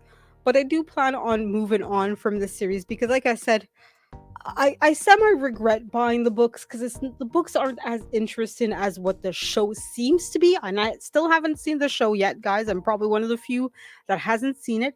It is exclusively on HBO unless I decide to buy it, and it pisses me off because that's the other thing I've noticed that apparently a lot of places, even if you've bought a movie or a TV show, if that streaming company decides we're going to remove it, they can remove that show even if you've bought it and not refund your money. So I'm like, oh, do I really want to buy HBO just for that show, or buy the show and not have it in a year and not be returned? Because it's expensive to, even on streaming, it's expensive to buy a DVD, or not a DVD, but a digital movie, right? And for them to like literally take it away from you afterwards, it's like, come on, like at least refund me the money or something, like it's just crazy to me. But anyways, but yeah, I have a lot of books that I want to read, to catch up on, to finish, etc. Like I recently bought Mallory, which is the sequel to Bird Box. I bought some time ago and started reading Hemlock Grove, The Prestige. I bought also a two book series of all the weird and weird and supernatural stories from Mary Shelley. For those of you who don't know, Mary Shelley is the one who wrote Frankenstein. So I have a lot of books to catch up on. Most of them are works of fiction, but also bought a few books from museums about different exhibits and so forth. One of them being like Rembrandt and the Cabinets of Curiosity. So I do want to go through some of those books and read them or have them be the subject of videos. So that's something that I'm looking at as potential content at the very least, or just reading it for my own pleasure, my own fun, right? So but we'll see how that goes. Anyways, I'll go silent for a little bit, guys. So enjoy the Santa tracker. Thank you, guys. I see that there's one other person here with me who's hiding in the bushes. That's absolutely fine. So I'm gonna go silent for a bit. But if you guys check in, just give me a good hello. How are ya? Merry Christmas and all that. And I do wish you guys a Merry Christmas, Happy Hanukkah, Happy Kwanzaa, or whatever other holiday that you celebrate. If you don't celebrate holidays, I hope your Saturday, your weekend, your long weekend is a wonderful and joyous one. So I'll come back in 20, 30 minutes maybe, but for now, enjoy Santa and where he's going, and feel free, guys. At any point, like I said, you guys can come in, you can come out. This is a stream. I'm not taking it very seriously, guys, so don't worry if you're not here for the full thing of it. If you come back, come leave, it's fine. You don't have to say I'm going, I'm coming. It would be nice, but you don't have to. This isn't the airport. You don't have to declare your departure. But I definitely appreciate all your support, guys. If you are a moderator, don't be afraid to shout out yourself, to shout out other people, right? So I'm going to go mute for a bit. I'm going to put up the music, and definitely, guys, enjoy the content. Enjoy Santa. He's back now into Morocco.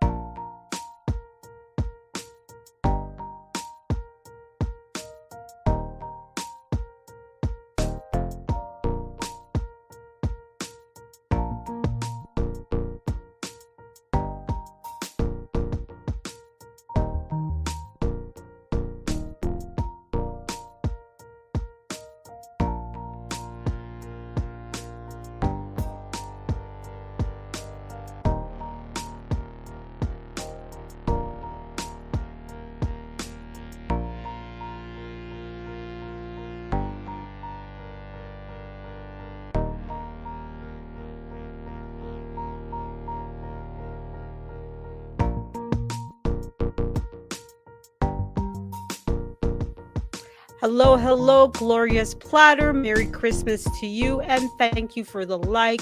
I hope you can share as well if possible. Obviously, it's your choice, but Merry Christmas and a Happy New Year to you, Gloria.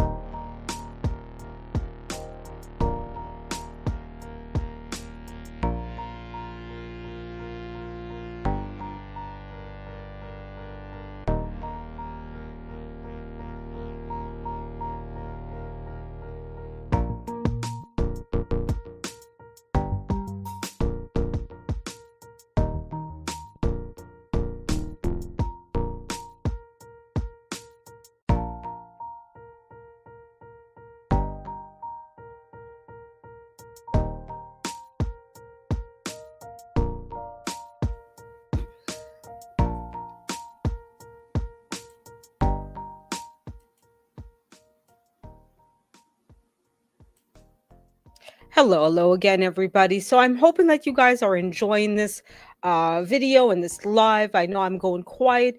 Like I said in this description, this is overall going to be a silent live. I'm gonna hopefully last until midnight, which is when Santa Claus will be coming to Montreal. So as you can see right now, Santa Claus is in the western part of Africa. So it went to Benin, to Lome, to Agora. It's basically in the northwest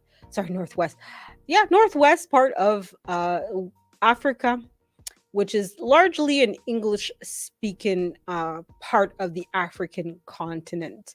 I did have to take a little bit of break, not only to order food for myself, but my mom, who lives in an old folks home, ended up staying asleep for her dinner, and missed it, and was like, "Oh, I'm hungry. I'm hungry. Okay, I'll order you some pizza." So the pizza is on the way to her place. So, but hey, it is what it is. You have to take care of your family. Like I said, it's the season of caring and making sure that your family and so forth are taken care of and happy. So it is what it is, but it's okay. So luckily, like I said earlier, money came in. So I'm going to quickly play a little video. So I'm going to stop sharing for a moment. We will come back to Santa Claus in a moment. So don't worry, we're not going to be missing a whole lot. Santa is on his way to Liberia. And like I said, he's going to be continuing his visit to around the world. Right now, he's still in the western part of Africa, northwest. So I'm going to stop sharing for a moment. And then we're going to play a couple of videos that I know that are still in my backgrounds of my YouTube, or should I say in this case, in the back of StreamYard. So this is an old video that I had a while back. So this was my 30-second elevator pitch for when I had been on Beautiful Lies. He's a great content creator. So for those of you who want to diversify and have other content, please go give him a shout out, go give him a like, go give him a view, and tell him that She Stole My Thunder sent you there. So we're going to show you guys now the elevator pitch for when I was on his show. Yes, my channel is focused on art, on museum visits, on movies. And right now I have a series that's going on about our favorite Uncle Stu. I clip all of his funny moments. So if you are in for the comedy, if you are in for the arts, come and see my channel. She Stole My Thunder. I love it. I love it. And shout out to you. Shout out to Uncle Stu. So that's it. My quick and easy. And literally, I had not planned that. It was literally on the spot, pressure.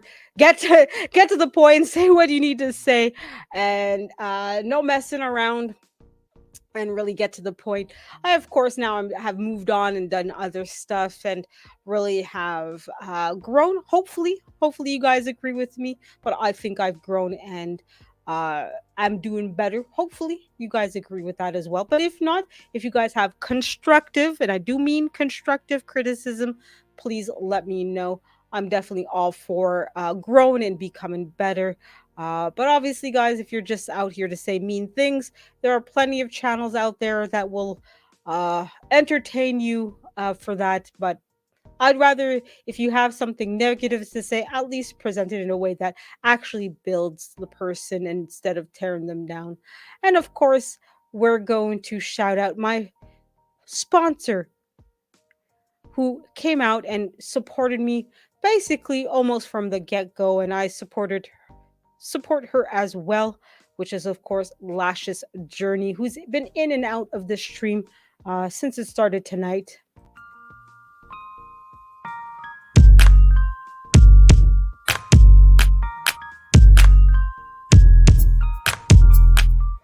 Hey, so that was my Coming to America story, guys. I hope you like it, and that's it. It's a blessing to be here in America.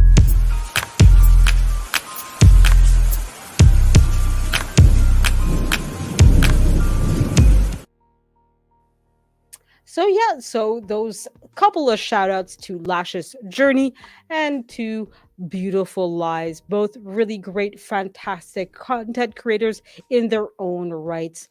Of course, Beautiful Lies just recently announced that he's no longer going to be part of the Manosphere.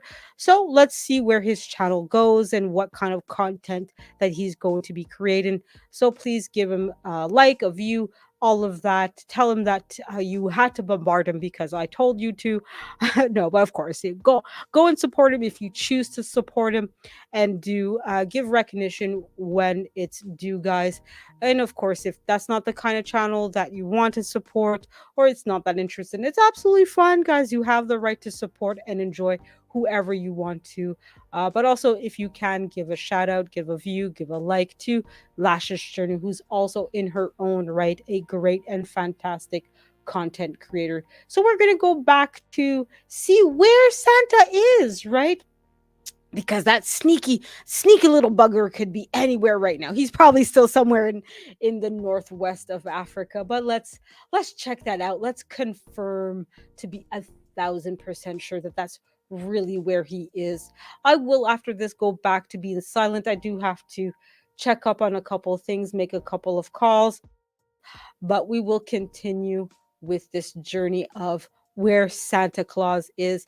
So he is right now going towards La Guinea, which is still, like I said, in the northwest of Africa. So this is also a great way to get a little bit of a geography lesson, since you're obviously seeing where in real time Santa Claus is, and you have the map. So you guys really don't have the excuse, neither do I, to say, I don't know where this is.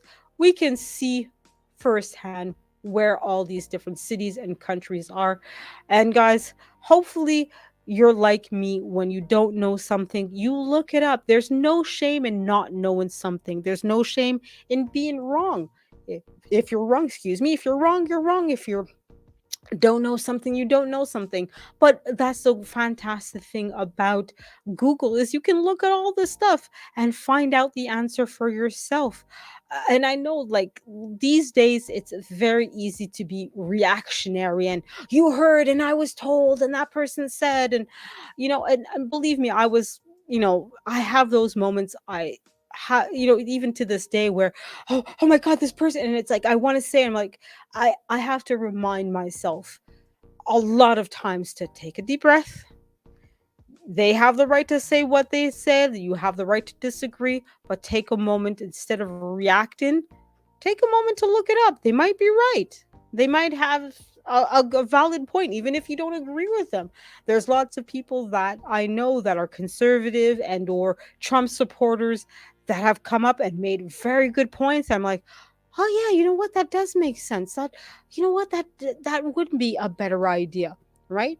Doesn't mean I agree with everything they say and do. No, of course not, right? Just like a lot of people have come to me and said, you know what, after thinking about what you said, you know what, you made a really good point. I'm glad that you brought it up, etc. Right? So you can disagree with somebody as a whole, but still acknowledge that they have made a good point.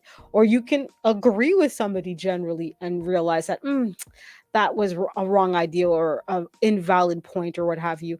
So all of that is fine, guys, right? So take a moment, guys, enjoy the rest of the show. Like I said, I'm gonna go silent again for a little bit here, so please enjoy watching Santa deliver all his wonderful gifts to everybody. So hopefully you guys are enjoying this. If you do, pop in like Glorious Patter and just say, hey, here's a like. That's absolutely fine, guys. Any support is good support, guys. That's one of the lessons that I've had to learn the hard way in YouTube land. Is not everybody's going to support you the way you want to be supported, and they're not all going to support you the way that you support them. This is just YouTube facts, guys. So you have to manage your expectations accordingly and still continue to provide the best possible content that you can, right? My content quality is not going to be the same as yours, and vice versa. And that's absolutely fine. So we'll be back as soon as possible. Like I said, I have to make a couple of calls. So hopefully you guys are still enjoying this. But if you're not here during the entire live, that's absolutely fine. Come back when you can. Or if you want to watch this in the replay in its totality, that's absolutely fine as well, guys. I will leave this video up as it is intact. I might clip little bits and pieces here during at some point, but hopefully you guys will stay and watch the whole video.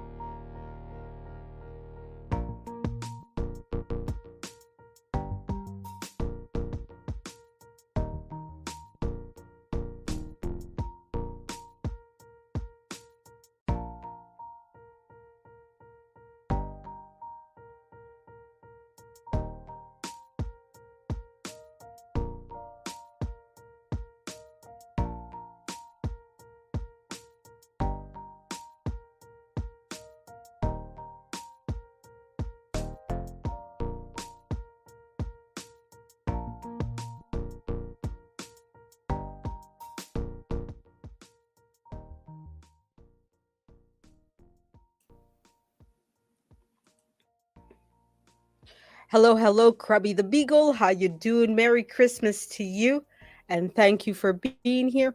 This is mostly going to be a silent live, although as you can tell, I'm still paying attention to the comments. I'm still coming in and out. This is, of course, Santa going around different cities, different countries, delivering Christmas gifts. So if he hasn't come to your neck of the woods yet, don't worry. We're tracking him down. We're keeping a very good eye on him. And when he does come to town, do let us know what he gave you. Hopefully, you're not going to be like me and getting a piece of coal, because I have to admit that this wasn't my best year. 2022 was not my year, and I was not a naughty girl a couple of times this year. So I'm afraid I'm gonna get a cold this year. But it's okay. I need to warm up my room a little bit. It's a bit nippy here sometimes, so I don't mind. but hopefully you're going to get something much much better than a lump of coal like me. But don't worry, if you don't celebrate Christmas, I hope that the holiday you do celebrate at this time of the year is a wonderful holiday for you. If you don't celebrate any holidays at all, it's okay, it happens. You're still welcome to celebrate with us, and I hope this weekend is going to be a fantastic weekend for you regardless of all of that. So welcome, Krubby, and I hope that your day was wonderful, and I hope that Sunday will also be equally wonderful for you. But welcome. I think this is the first time I'm seeing you here. I do hope that you like and shared, and that you answered the question as well that I have posted on YouTube. But either way, no matter what, I'm always grateful for any support, any newcomers who decide to come and visit me, especially to this impromptu live that's been going on for a little over 4 hours.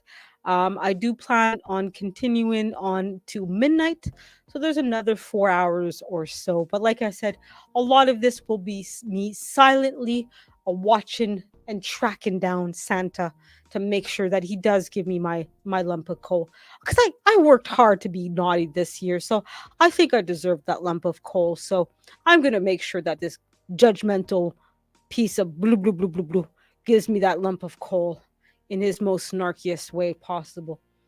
Of course I kid, guys, but it is what it is. So welcome, Krubby.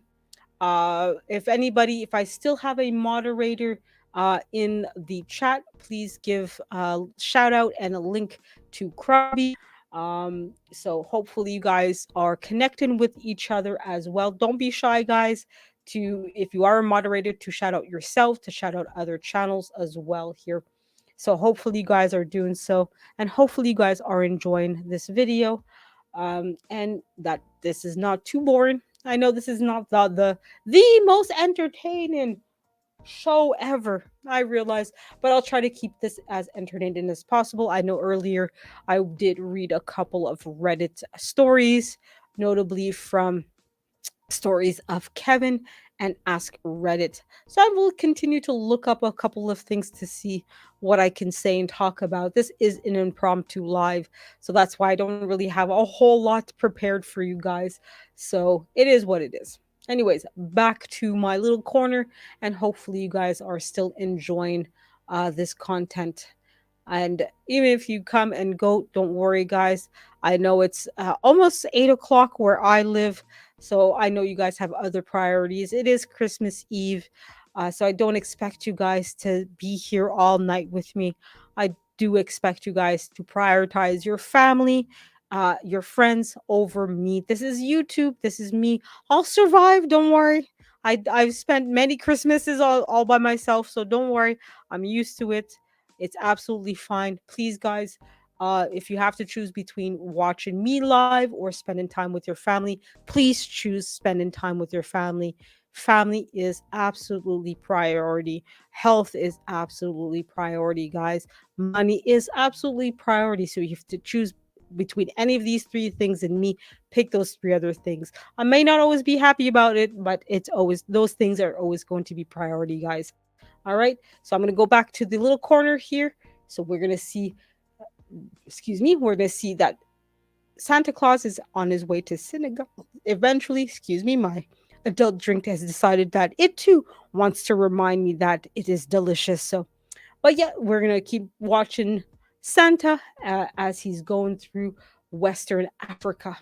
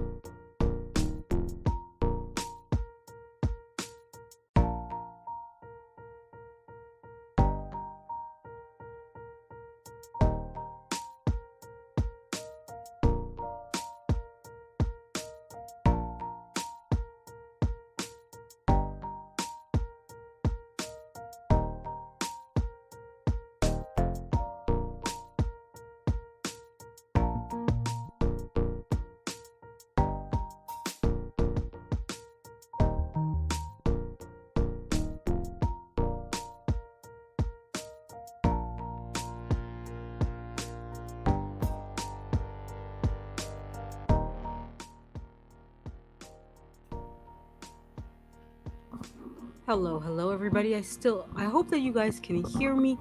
I put the microphone quite a bit away from me. As you can see, turned on my camera. I'm going to eat the dinner. Dinner I just ordered for myself. Like I said earlier, ordered some Mexican food. Oops. Sorry about the noise, guys. My microphone dislodged itself from the stand. But I'm here now. Gonna be enjoying my fajita dinner. So hopefully you guys are also enjoying a much better dinner than I am. But it is what it is. So, like you guys see, we're still watching Santa, watching where he's going. Because we know as a Canadian, he's up to no good. He's hiding it through his kindness. We all know he's up to no good. So hopefully you guys are still with me and enjoying. But even if you're coming in and out, that's absolutely fine, guys. Thank you for supporting me. I'll be going until midnight. That's the goal, right? Because that's when it's estimated that Santa Claus will be coming to Montreal to drop off my lump of coal and then move on. So hopefully, I and everybody here will last until then. But whether you do or you don't, I hope that you have a great Merry Christmas and Happy New Year and all of that. Nothing but the best to one and all during this festive season.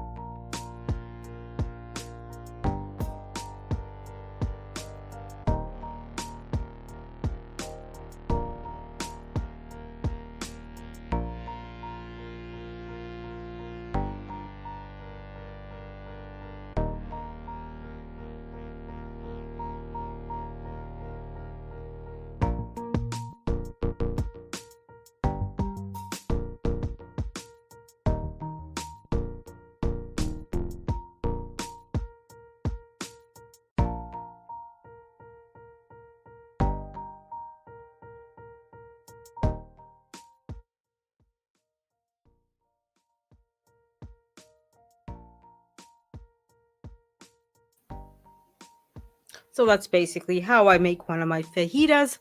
Nothing special.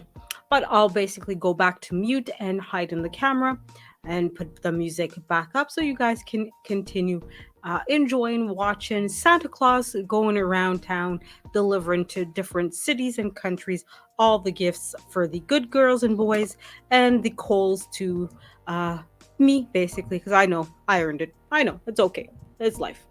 So hope you guys are enjoying this either in the live or on replay.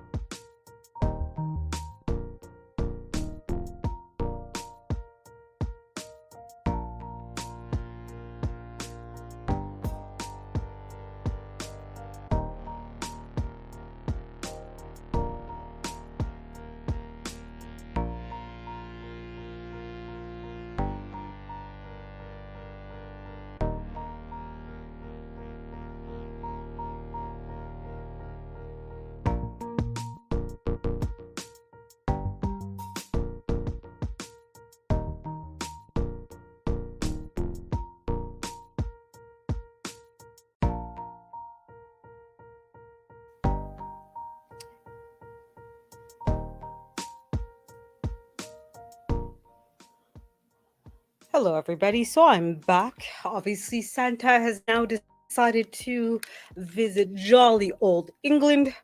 So obviously, we're going to eventually get to Canada and Montreal in particular, eventually. But obviously, it's going to take a certain amount of time to get there. It's estimated that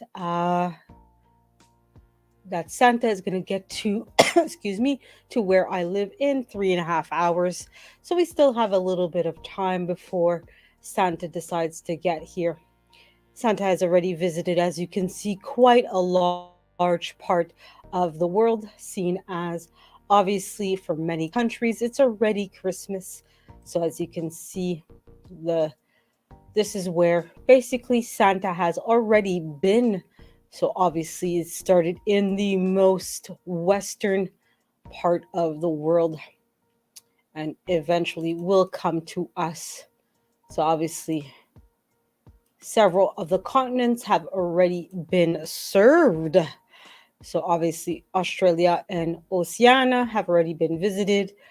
Most of Asia, in fact, all of Asia has already been visited by Santa. Africa and Europe now. Eventually, obviously, Santa Claus will eventually come to the Americas and visit us. So right now, uh, Santa is in Wales. So Swansea.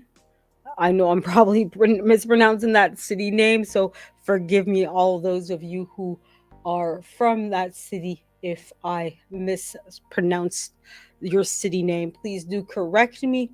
If I mispronounce your city, your personal name, etc., I do not speak Welsh in any way, shape, or form. I'm not going to come out here and pretend like I do. I know I'm going to mispronounce that name.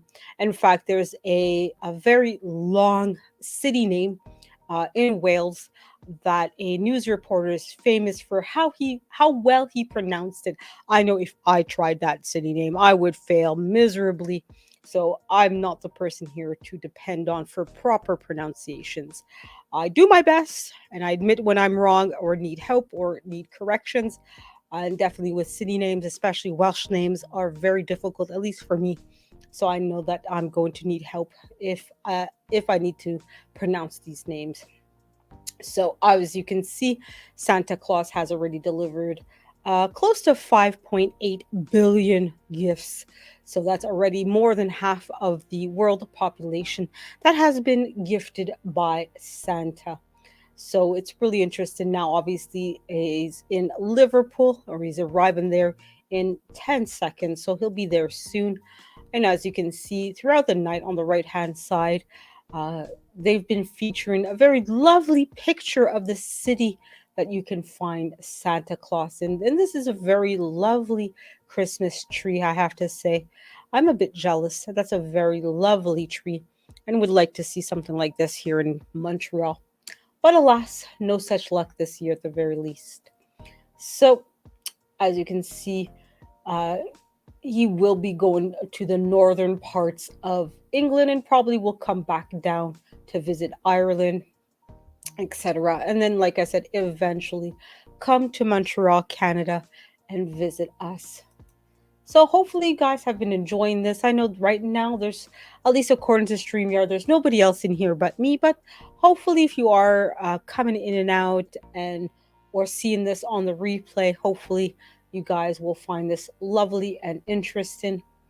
I do find this is a little bit fun. It's not, obviously I'm here by myself, so it's not as fun as it could be if there was 5, 6, 10, 20 people. If I'd planned it, I might have been able to organize something and really have a whole bunch of different people. But alas, sometimes you come up with brilliant ideas when it's too late. So it's okay. But like I said, I don't expect there to be 1,000 people here waiting for me.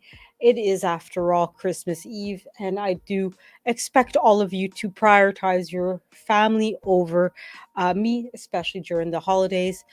So, guys, don't feel bad if you're not watching this live and if you spent the 24th of December with your family. You should prioritize your family.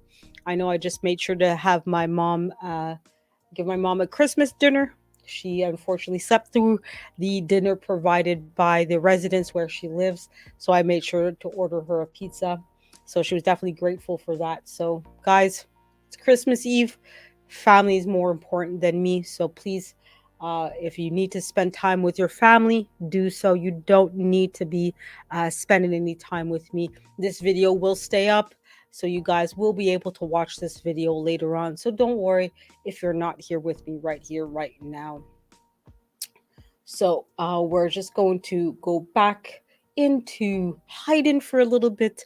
Let's continue watching our Santa, our favorite Canadian, continue to make his deliveries throughout Europe. There's a few places he hasn't quite visited yet, so there's still a little bit left in England. I have a funny feeling they'll probably start with South, excuse me, South America once he's done with Europe, since he's going to be in Montreal in 3 hours, right? But that's just my personal theory. But we'll see. We'll monitor him. We'll keep watching. Like I said, hopefully you guys are enjoying this, whether you're watching it through the live or if you're going to be watching this on replay. Now, I'm not going to go through all the cities. So once I see that it's done Montreal, I'm not going to continue much further on than that. So I do recommend that you guys get the Santa tracker. If it's still the 24th of December, you should still have access to this free website. I did pin it in the chat. So if you're watching this through YouTube, you should be able to see it in the chat. So please, by all means, follow through. So if you want to step away from this live, if you want to go to another video or live or something else, please feel free to step away and track Santa with the link that's provided in the pinned comment.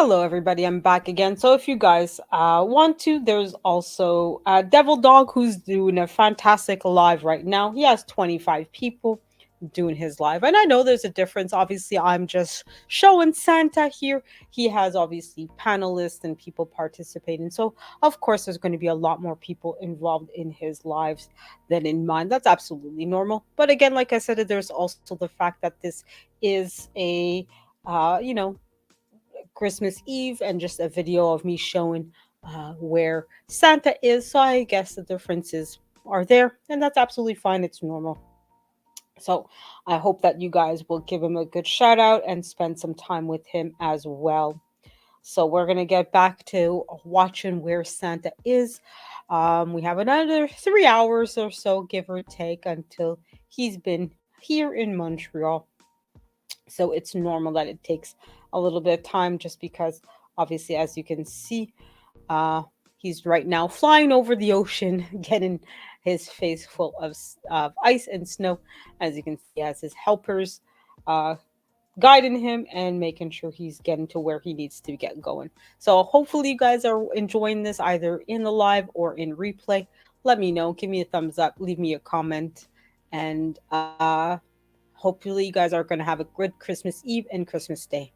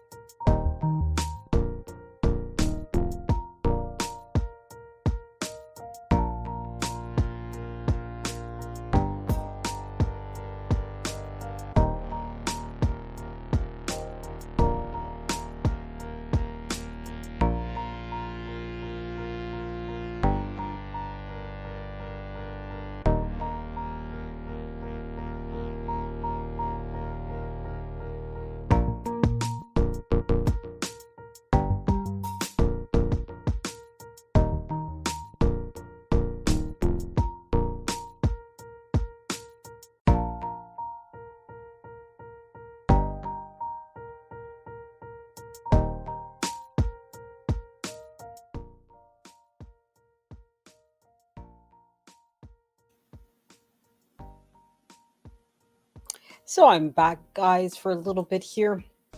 So obviously, we're going to continue a little bit more with, excuse me, with following Santa here. So I ended the previous poll where I asked you guys, what does Christmas mean for you? So 63% of you, for so the vast majority of the 11 votes, Christmas is all about Jesus. 18% of you are like, well, where are the presents? Where are they? Come on. Come on, Santa, don't be cheap. 9% of you said, I don't practice the holiday. And the other 9% said, bah, humbug. You grouch. So I do have a new poll. So if you are still in the chat or coming in later, please do answer the question: is Home Alone a Christmas movie? Yes, no, or bah humbug? Because I know a lot of you are Grinches and really, Scrooges and so forth, and anything to do with Christmas is a bah humbug from you. Which is absolutely fine. So we're gonna go ahead and continue reading a couple stories from Reddit. I found another one from Petty Revenge again. So this one is posted by Chuk Slop, and it's titled "Fired from Job, Gave All Company Shirts to the Homeless People in the neighborhood." So as you guys can see, Petty Revenge isn't about going all the way full blown revenge. People end up in prison and things like that. It's doing little small things, little minor stuff that will piss everybody off, but aren't really going to be very harmful or toxic. So let's go ahead and read this story together here, folks, and see what's going on this neck of the Reddit neighborhood. I worked for a company in Austin, Texas for over a decade, and in that time amassed over 30 company shirts. I had a pile of polo type shirts and button ups. The company was a high end specialist retail and corporate sales place that had a really nice bathrooms. After the company was sold to a genuine prick, he decided to fire a good quantity of about 100 employees, including me. Anyone who knows Austin knows the huge number of homeless people living under the highways. So after my firing, I passed out the shirts to all the locals' homeless population, telling them that if they wore the shirts, they could use the bathroom in the store. So that is how you do petty revenge, guys. As you can see, you're helping the needy, right? Homeless people deserve to have shirts, clean clothes like everybody else, right? And you do want to help them out if and when you can, right, guys? Now, I'm not saying that they should remain homeless. Hopefully, they find permanent solutions, whether it's to get jobs, get homes, if they have mental or physical health issues, that they get the treatment necessary for those issues. Hopefully, all of that gets resolved. Hopefully, obviously, I'm not here being a complete optimist, and everything with a smile and a hello gets resolved. Obviously, some of these issues do need dedicated staff and help and take years to deal with, because obviously there's a lot of different issues that lead to people being homeless. But like I said, there's little things like this, like, hey, in the meantime, I can't be your doctor, I can't be your psychiatrist, I can't give you food or shelter, but I can at the very least give you a clean shirt and a place to go to the bathroom. So obviously this is a way to get petty revenge, where you're helping one community and destroying another. So, sometimes when you get fired unfairly, sometimes this is the best way to go about it, really, with the petty revenge. So let's see if we can find another story in the petty revenge.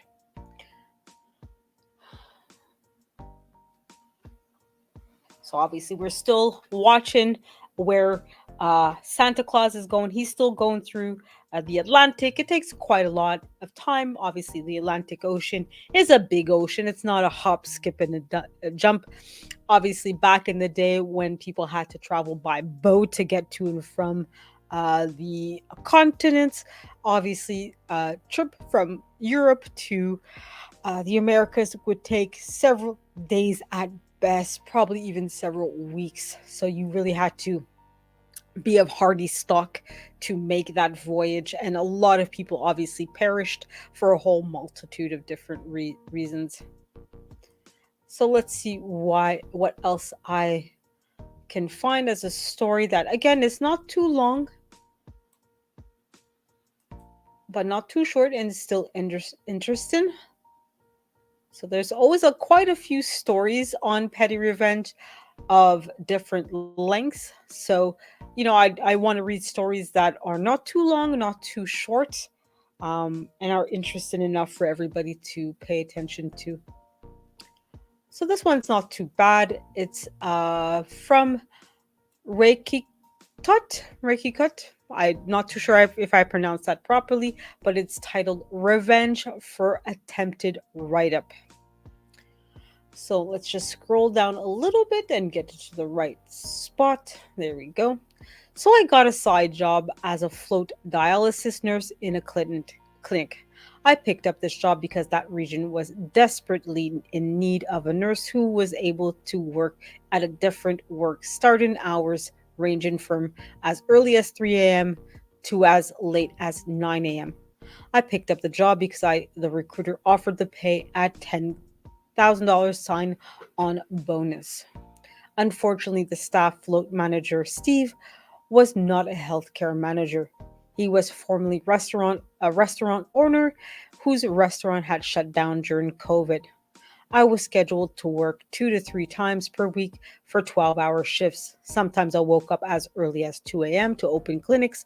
Most people won't do that. But I was used to working such hours.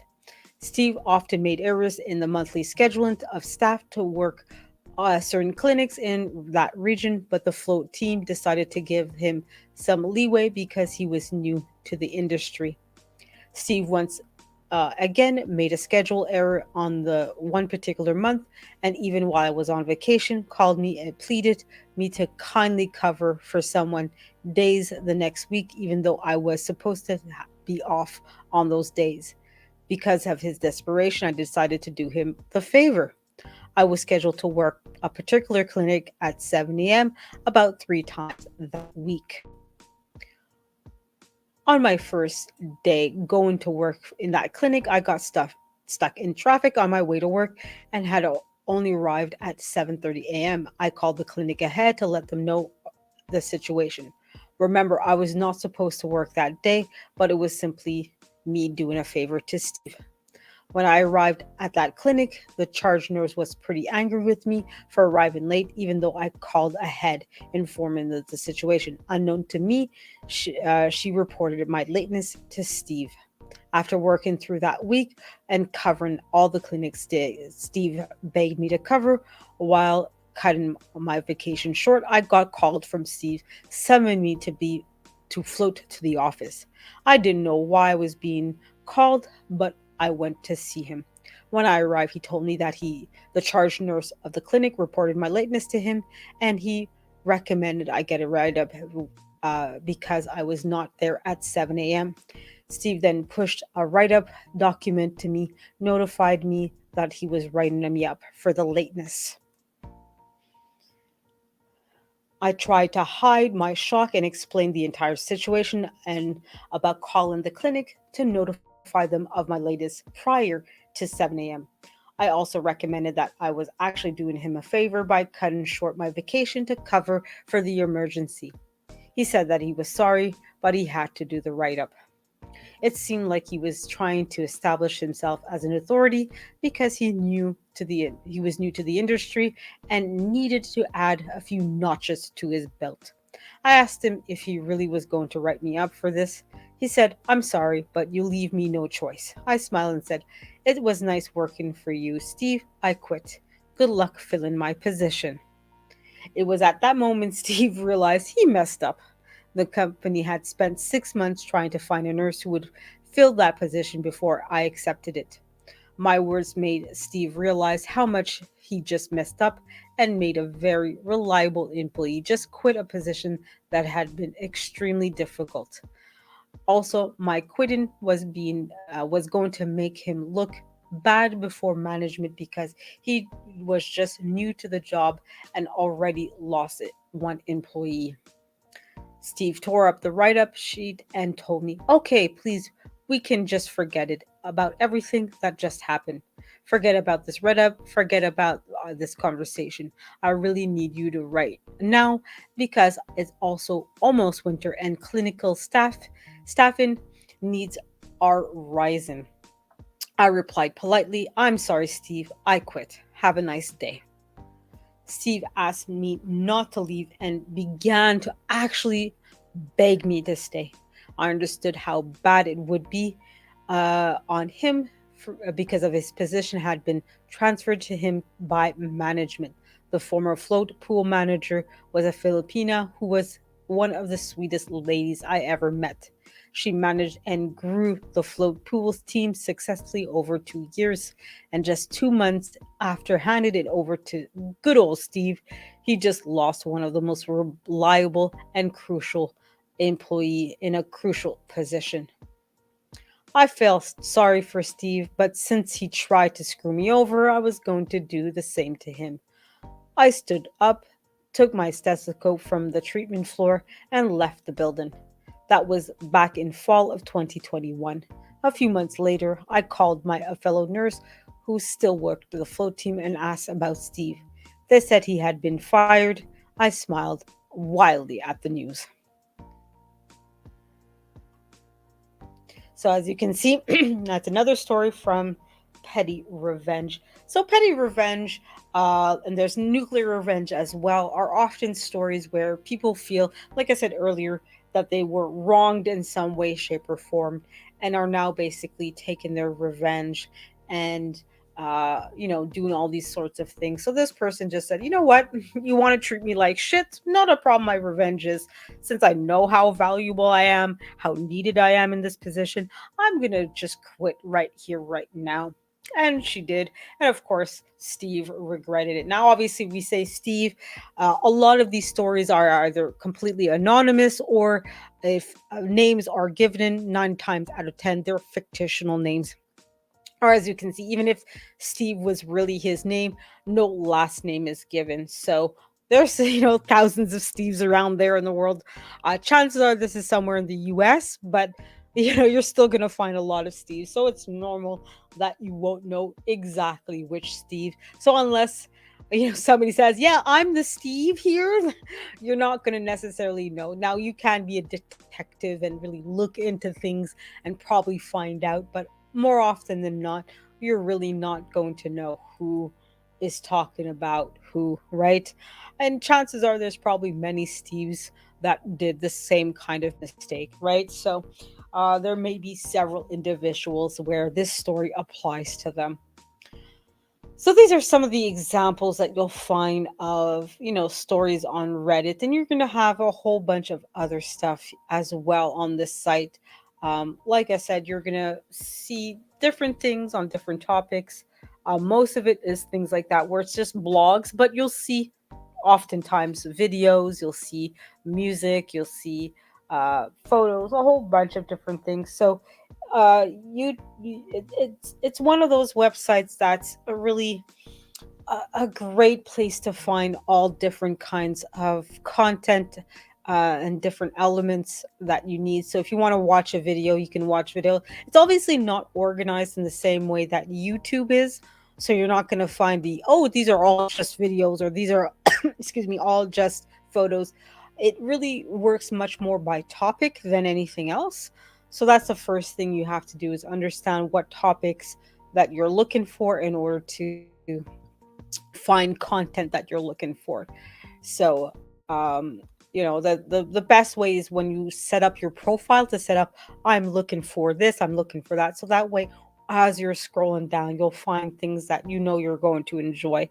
So that's what I did. I kind of, I really like cars. I really like this. I'm just giving cars as an example, but you guys know what I'm saying here.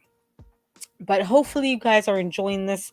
And, if you are in the chat, please take a moment to look at the new poll that I have.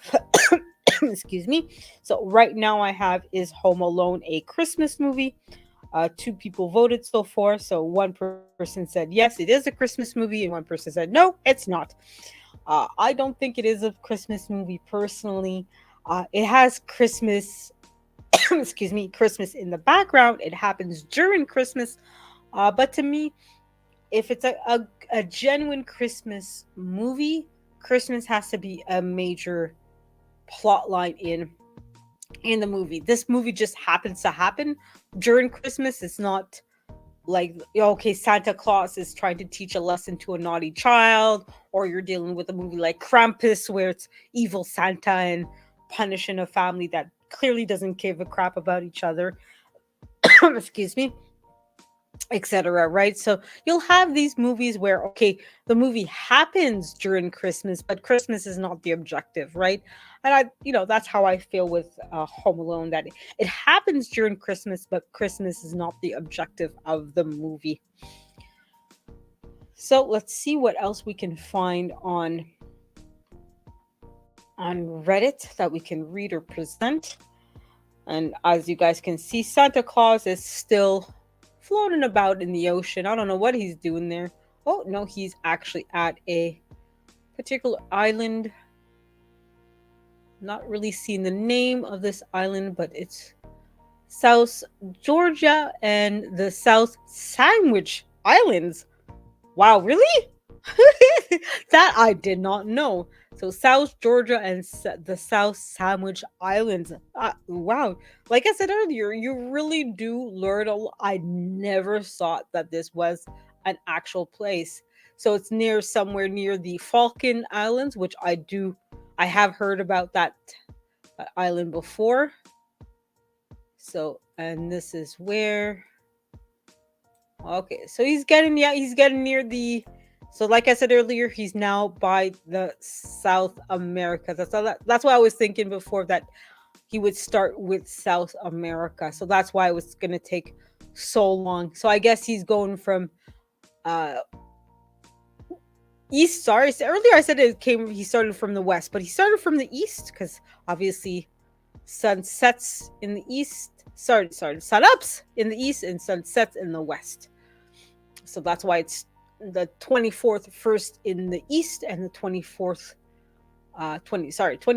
first in the east and 25th last in the west.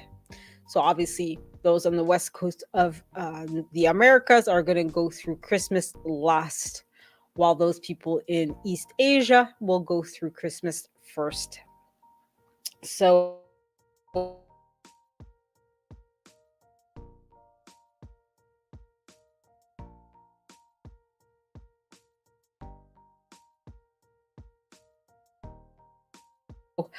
something here, so never would have learned about this beforehand. So it's always good to see.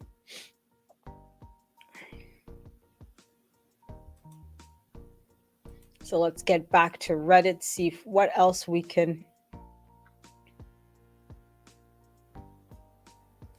read on Reddit. If there is anything else. Excuse me, my dinner decided that it too wants to visit me.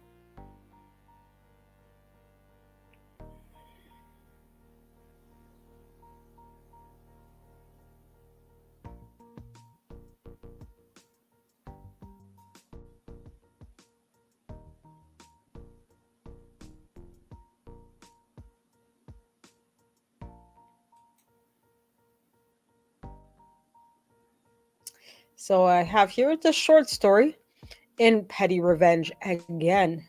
So this one is posted by Isabel Lonag.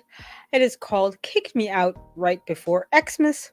Fine, you now owe me $3,000." So this is a good topic, a good one to present right here, right now. It's a short story and obviously Christmas themed. So my now ex-boyfriend of 5 years decided to kick me out of our shared apartment right before Christmas. I think he'd forgotten that he's playing with the wrong female dog.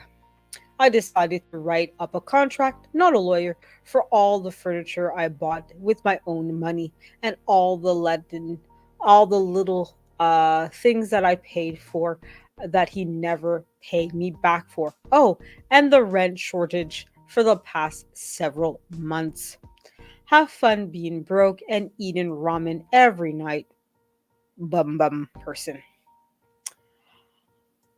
So she does have a picture of the contract. So we'll take a look at that in a second. I'm not going to share the screen, but I'll take a look at it personally. So first edit. Yes, I know it's I know it's a possibility that he might refuse to sign it. If he refuses to sign it, I'll take him to court anyways. All the furniture was purchased under my name, and all the furniture is currently in his possession. I have the text plus verbal conversation stating he would keep the furniture and repay me for it.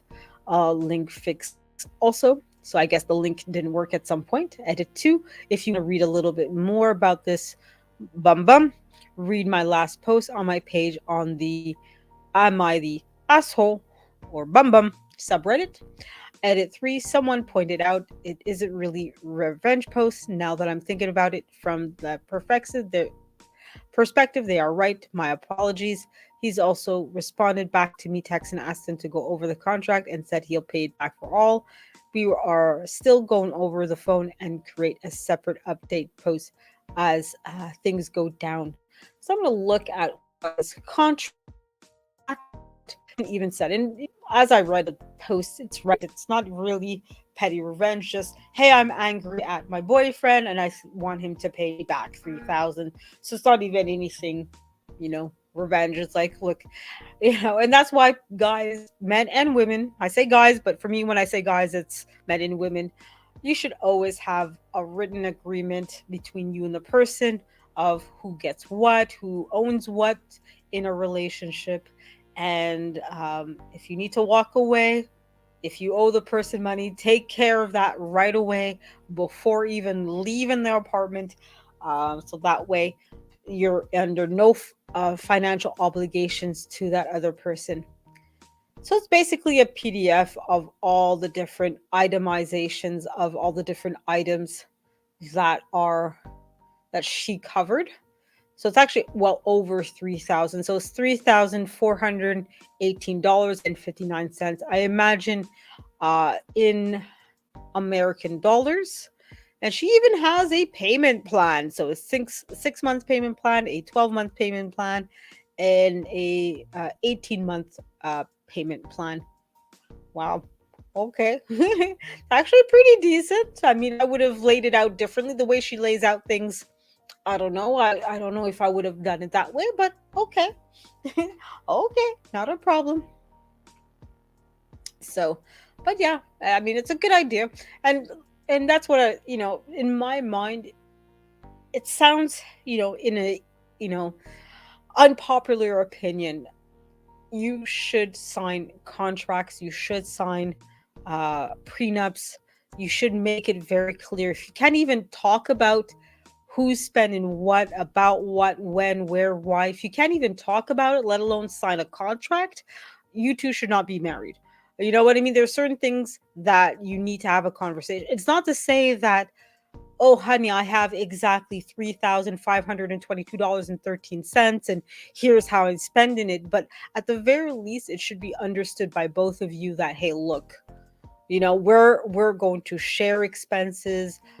This month, hey, can you pay the telephone bill? Do you have the telephone bill? Is everything good? Okay, yeah, not a problem. You know what I mean? It doesn't have to be, in-depth detail, like let's count pennies.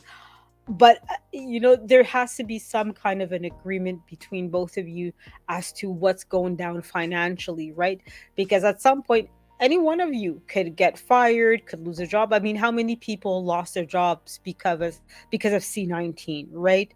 A lot of people lost their jobs because of it. How many people got messed up because of C-19, right? It didn't take a whole lot for the lives of a lot of us to get messed up, right? So it is important to understand and have some kind of an agreement between the two people to say, hey, look, Worst comes to worst, what's going to happen, right?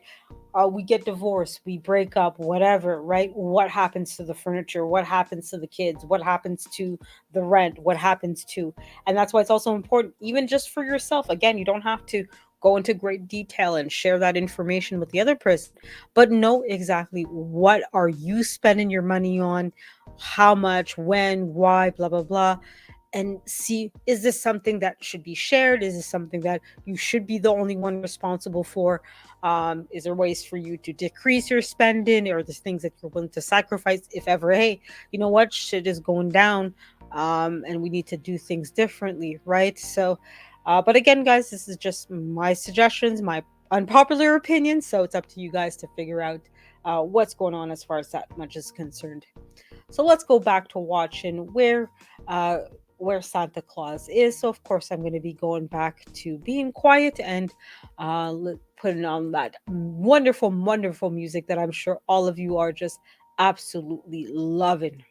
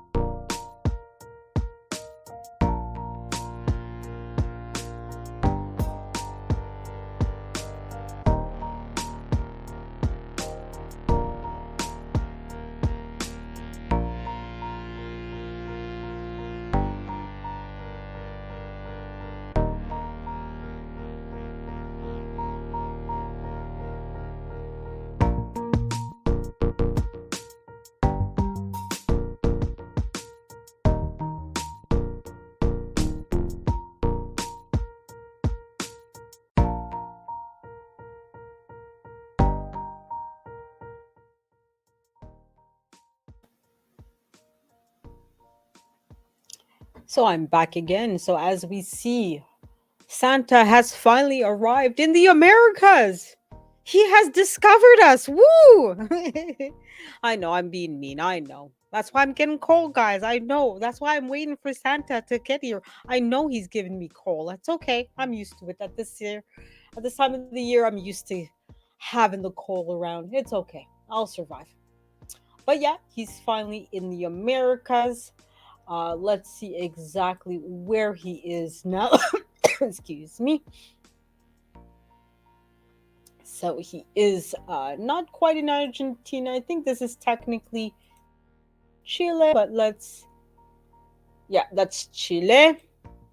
So again, guys, I admit that I'm a Kevin when it comes to geography, but I'm pretty sure that's Chile. So, but it's a nice, beautiful country, and regardless of where this is, I'm sure it's absolutely beautiful.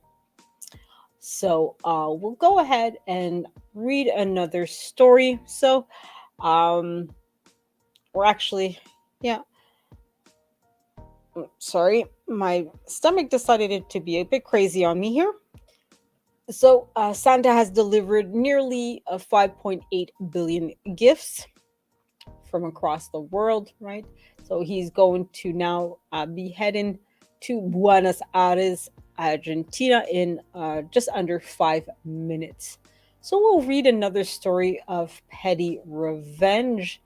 And this one is something that happens too often, which is wage theft. So we'll go ahead and read it. So it is from Upper Makunji, and the title is My Employer Owes Me $192 in unpaid overtime. They told me why. I sweetly pretended to accept their explanation. So this is a slightly longer uh, post, but not too long. So let's go ahead and read this. It was established, respected family art supply store with about a dozen employees that had been in the same location for decades. Employees were extremely knowledgeable, helpful, and valuable because they knew all the local artists. We weren't paid enough every 2 weeks. We'd sometimes work 48 hours for 1 week. It, if that happened, they'd cut our hours to less than 32 hours for the second week. When then they sneakily then the sneaky employers, excuse me, averaged both weeks together, so they never paid the 1.5 times of overtime for week one. The most shocking part to me, as far as I knew, no other employer ever had made a no other employee, sorry, had ever made a stink. We were ordered to never discuss our pay with other employees. That probably shielded them their scammy method. After the office manager conceitedly explained averages to me and sent me on my way, I smiled and thanked her for helping me understand. Hee hee. And she did actually type that out. After that, I anonymously called the US Department of Labor to make inquiries. I routed out the store by name. When I Googled the Department of Labor, I found a law firm advertising to help employees cheated out of overtime pay. Serendipity.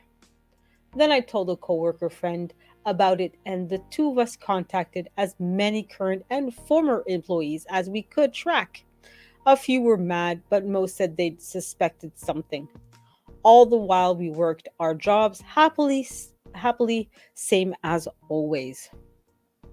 One day, an auditor from the government came and returned 2 days in a row. On day two, the store's actual owner, who was always too bougie and fancy to ever darken the door, showed up all puffed up and smiley, but left all sweaty and with a frown.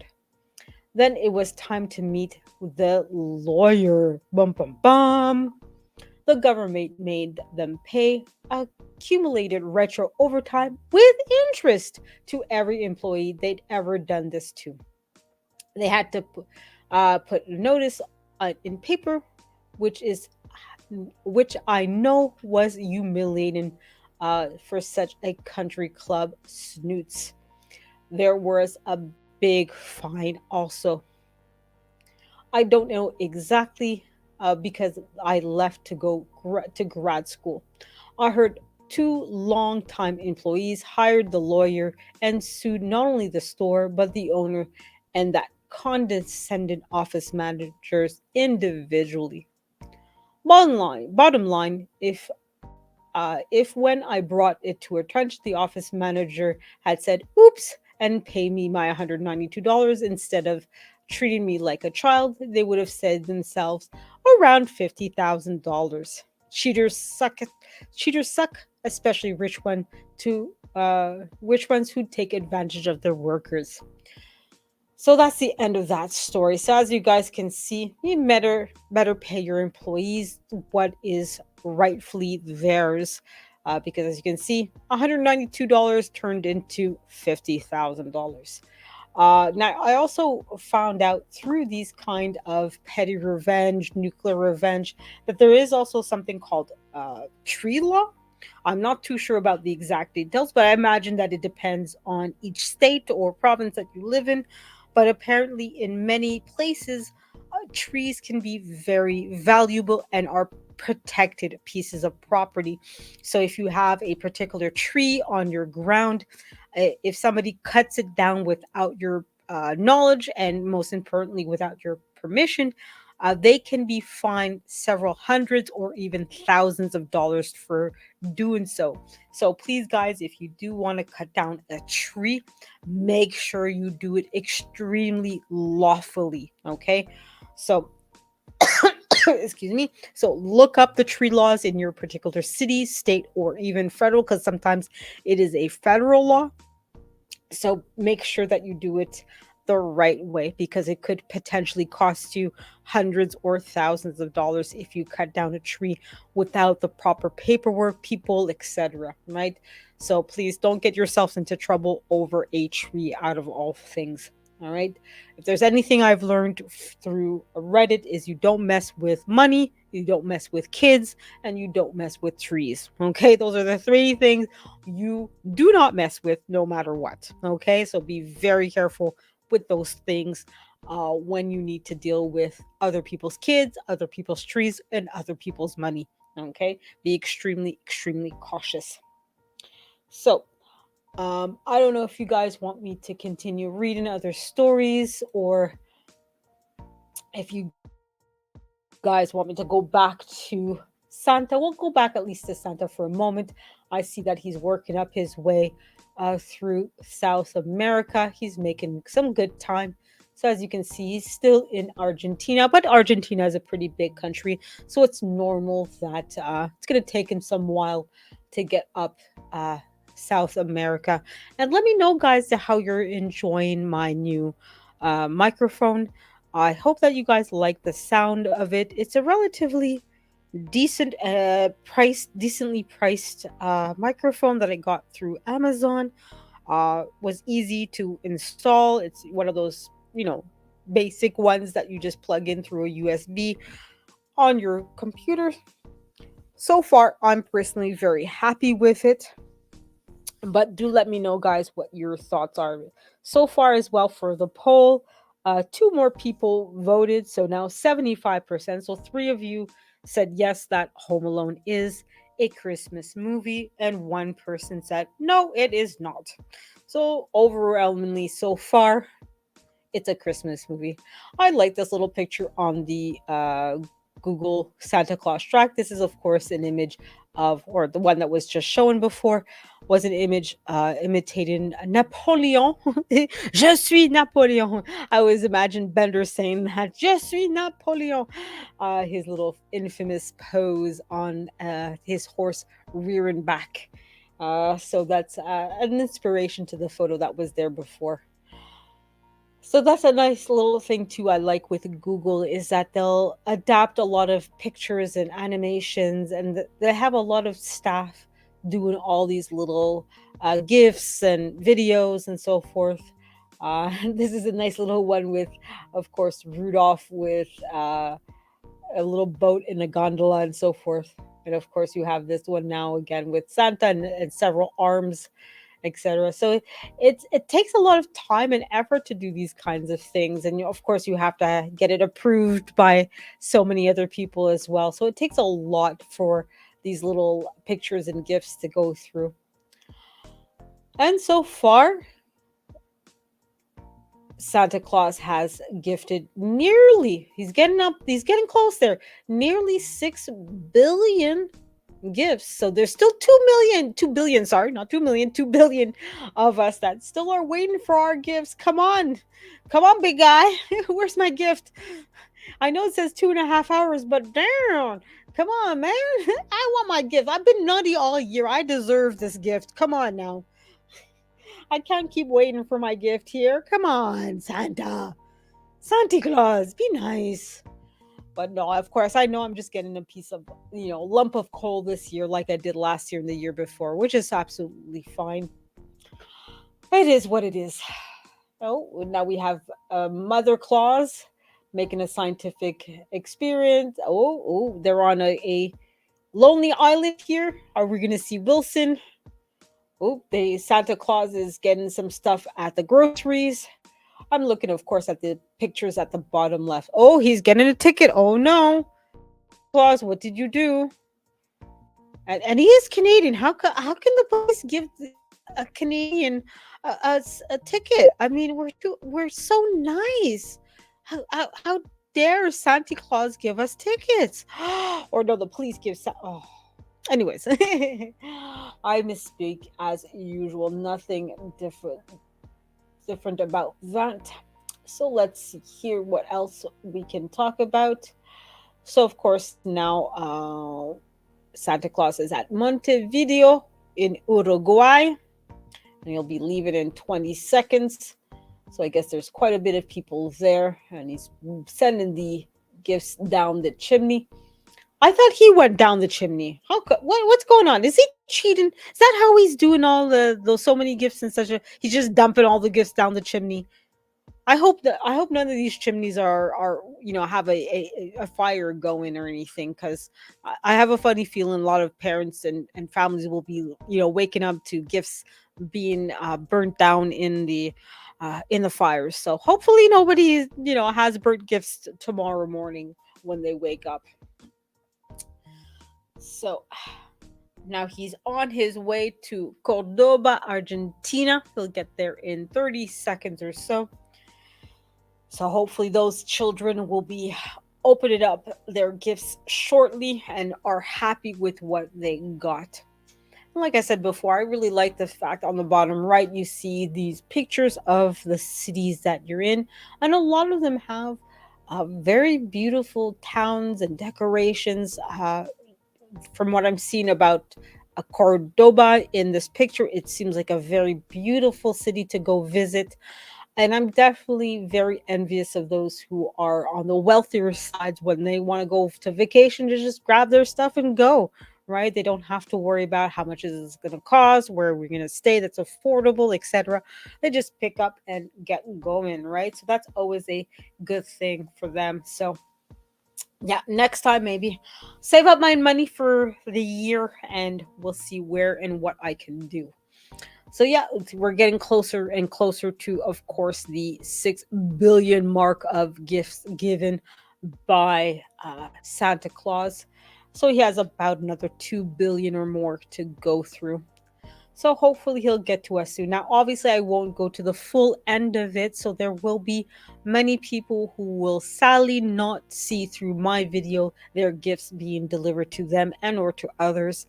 But I will keep going for as long as I can, at the very least for another 2 hours or so, until at least I get the piece of coal that I worked so hard to get. So now we see that Santa Claus is going to Sao Paulo, Brazil. So I need to drink a little bit of water here, folks. So I'm just going to take a break. So hopefully you guys stay with me and we'll get back to tracking where Santa is.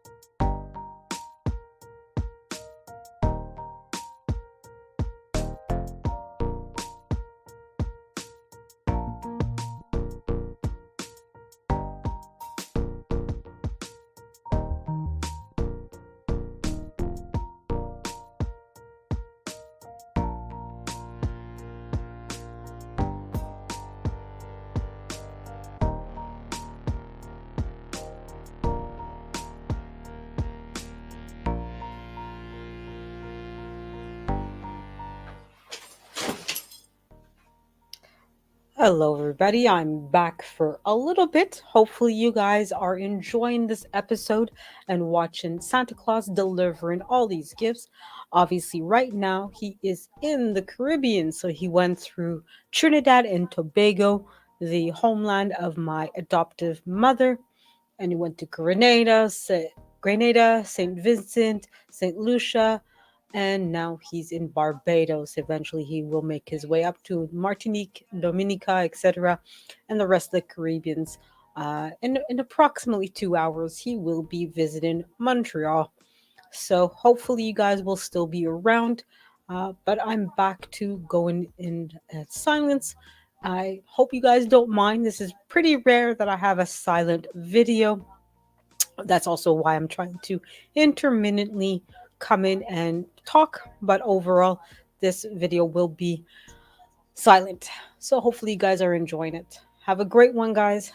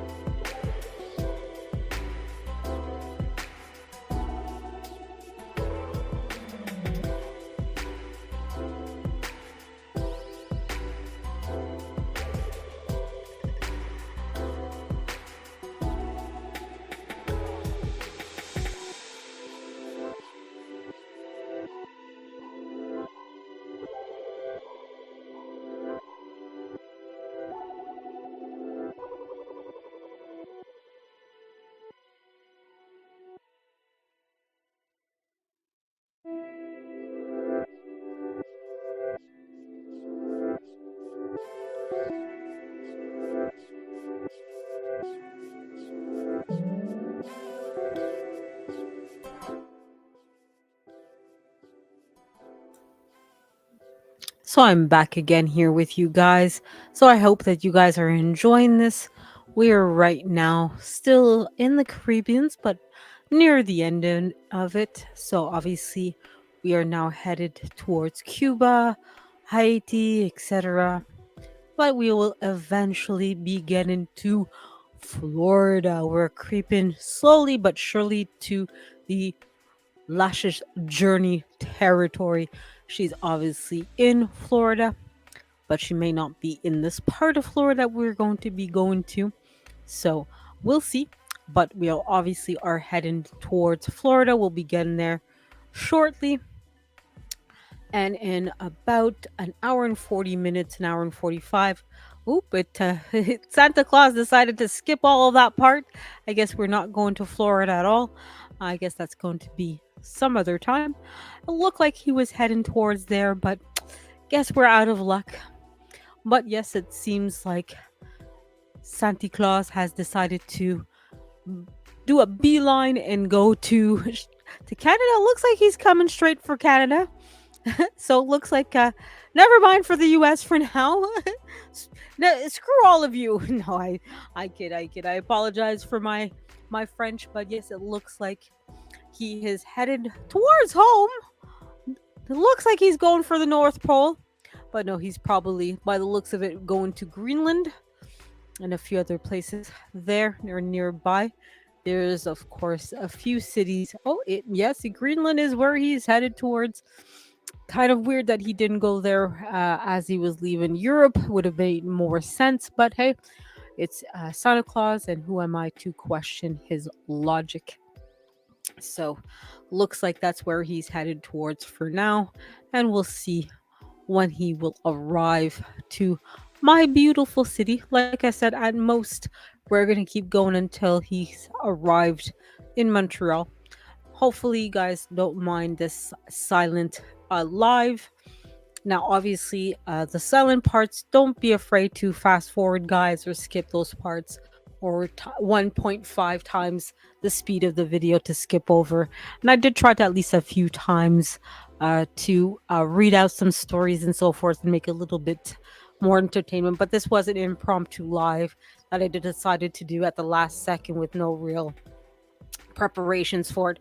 I probably will do a special video for January 1st for New Year's, but that one I probably will be better prepared and probably do it closer to the time. So I'll probably start at 11 p.m. and end at 12:30, that kind of thing. You know what I mean? To make it make more sense. So it looks like he's only visited one particular city in Greenland. Wow, Greenland, you ain't getting nothing, man. If you're not in that one city he visited, you ain't getting nothing. Guess everybody lives in that city, but like I said, I mean, this is more of a general like fun thing. We're not going to show every last little person, city, etc. So obviously, theoretically, if Santa were to really exist, it wouldn't be just one city or a few cities. If you're looking at a country like England and so forth, there would be a lot more visits. So welcome home, Santa. You're now in Canada. This is one of the many provinces that we have here that he's visiting. For those of you who don't know, Santa Claus is Canadian, so he is right now visiting his homeland, his native land, and yeah. So obviously, there's lots of theories about Santa and where the whole mythology of Santa has come. Obviously, a lot of people will look to the Germanic traditions with Krampus, Saint Nick, etc. So there's lots of different stories of Santa Claus or Santa Claus type person, right? Jung would use the word archetype, right? There's this whole mythos between the idea of Santa Claus, right? And it's one of those very basic, common ideas that you'll find in a lot of societies of, this generous, benevolent person that's out here in a time of need, giving people what what they generally need. And even when I was joking around earlier before about getting a piece of coal, for a lot of people, this wasn't a bad thing to get a piece of coal in your stocking during Christmas. Um, we tend to forget until fairly recently. I mean, until the industrial age, people warmed their homes with coal, right? That was a basic necessity of life for a very long time. If you had no coal, you couldn't warm your house, you couldn't cook food, you were stuck, basically, right? A lot of things in our daily lives ran with coal, right? So coal, fire, were the two, fire, water, and those are the three basic necessities of life. If you didn't have those three things, you had a difficulty heating and eating, right? Without those three things, it was next to impossible to get a good healthy diet on a regular basis and to live a certain basic standard. So for a lot of people, getting a lump of coal was a lifesaver for them. That was something that they were actually very grateful for. But it also was symbolic of the fact that you were of a lower class, right? You were poor, right? If that was good news that you got a lump of coal, you're not you're not part of the upper class. You're not part of the 1%. um you're not out here going around to the south of France to get a tan. It's just not your lifestyle, right? So it really was something that for many families, what during Christmas, things like oranges, things like coal, for us, we're like, if we get socks, we're mad about it, right? But for a lot of people, getting oranges, getting coal, getting socks, getting clothes, these were things that they were looking forward to. That's because for them, again, the coal was something that, hey, this is going to be something that allowed us to heat that room or cook. Oranges were exotic, right? These were things that were exclusively available to the wealthier individuals, and even for them, this is something that was difficult to obtain. I was mentioning earlier that for a long time, if you wanted to travel, you went by boat, and if you had to travel from England to Canada, that was several days, maybe even weeks of traveling, right? So, can you imagine transporting things like bananas and oranges from Africa, from certain parts of Asia or the Americas to uh, England, right? It took months in some cases before that food got to England, right? So if you could, have pineapples and oranges and bananas in your cupboards, in your fridge, etc., you were wealthy, you were upper class, right? So, and same thing with clothes. If you can't even afford coal, if you can't afford oranges, you're not affording brand new clothes on a regular basis, right? So your socks, your shirts, your dress, whatever, these are all things that had to last you for days, months, even years. So everything was repurposed, was reused, right? Once a shirt could literally no longer be worn, it was just that it became a rag to clean the house with, right? There was never anything wasted. It was everything was always repurposed, right? So for a lot of people, Santa Claus became that symbol of that moment where you're in absolute despair. What do you do? Where do you go? Who do you turn to, right? So you have this benefactor that would come just in the nick of time to provide you with a lot of the things that you needed, right? And a lot of religious folks, a lot of pastors would use that mythos to their advantage and come during Christmas time because, again, they wanted to link Jesus as that symbol of hope and of rejuvenation of the faith. And just in the nick of time, Jesus has come to save you, whether it's spiritually or physically on this earth, right? You needed food, you needed water, you needed shelter. Jesus came and saved you with, that lump of coal, with that orange, with that shirt, or whatever that is that you needed in the moment, right? So we tend to forget, for a lot of us, even to these days, in these modern times.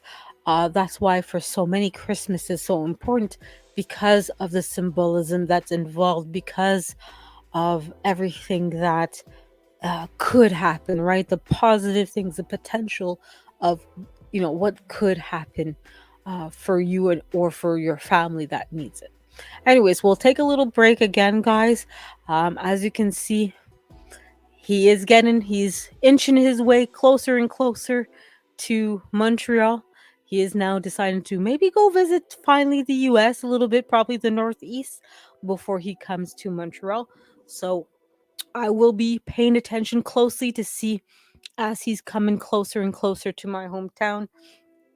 And I will come back when he is closer to Montreal.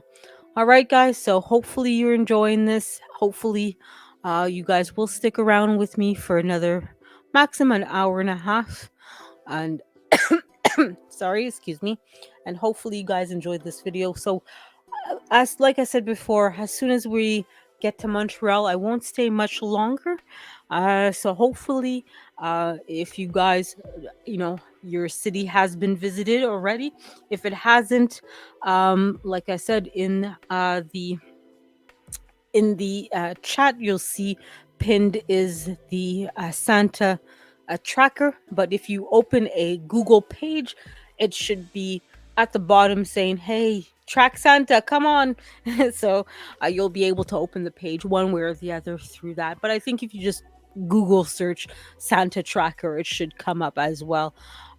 So if you come back and I'm not here, you guys can look it up for yourself and follow Santa. So please, if if I'm not around, please go check out Santa tracker for yourself. All right, guys.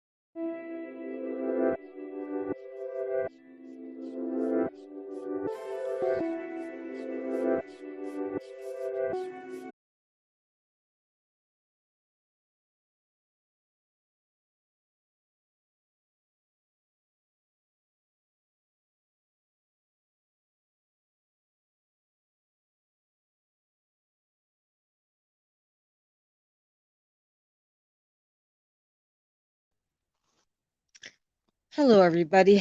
So I did fall asleep for a little bit, guys.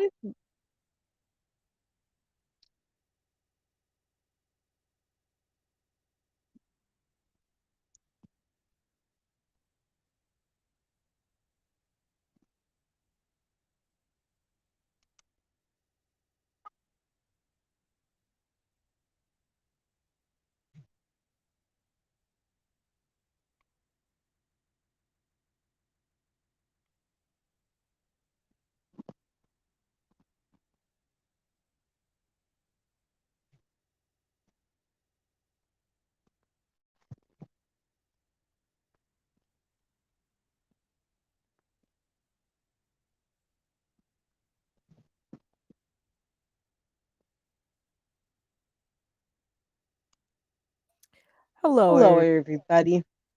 So, unfortunately, there's some technical issues with my computers right as,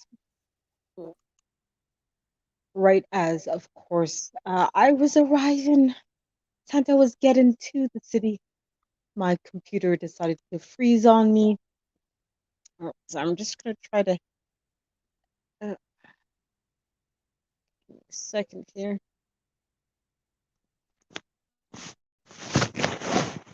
Oh, so like I was saying, unfortunately, there was technical issues. My computer decided to freeze on me right as Santa Claus was arriving to Montreal.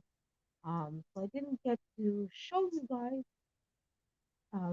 Santa's arrival to Montreal, but I'm trying to reboot the Santa Tracker website now, and hopefully, even though I missed for Montreal, hopefully I'm able to show you guys for other parts of the world.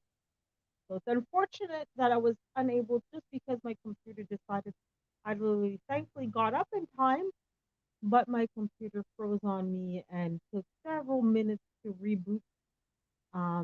Got me past basically uh 12 o'clock midnight, so I wasn't able to see uh this Santa Claus arrival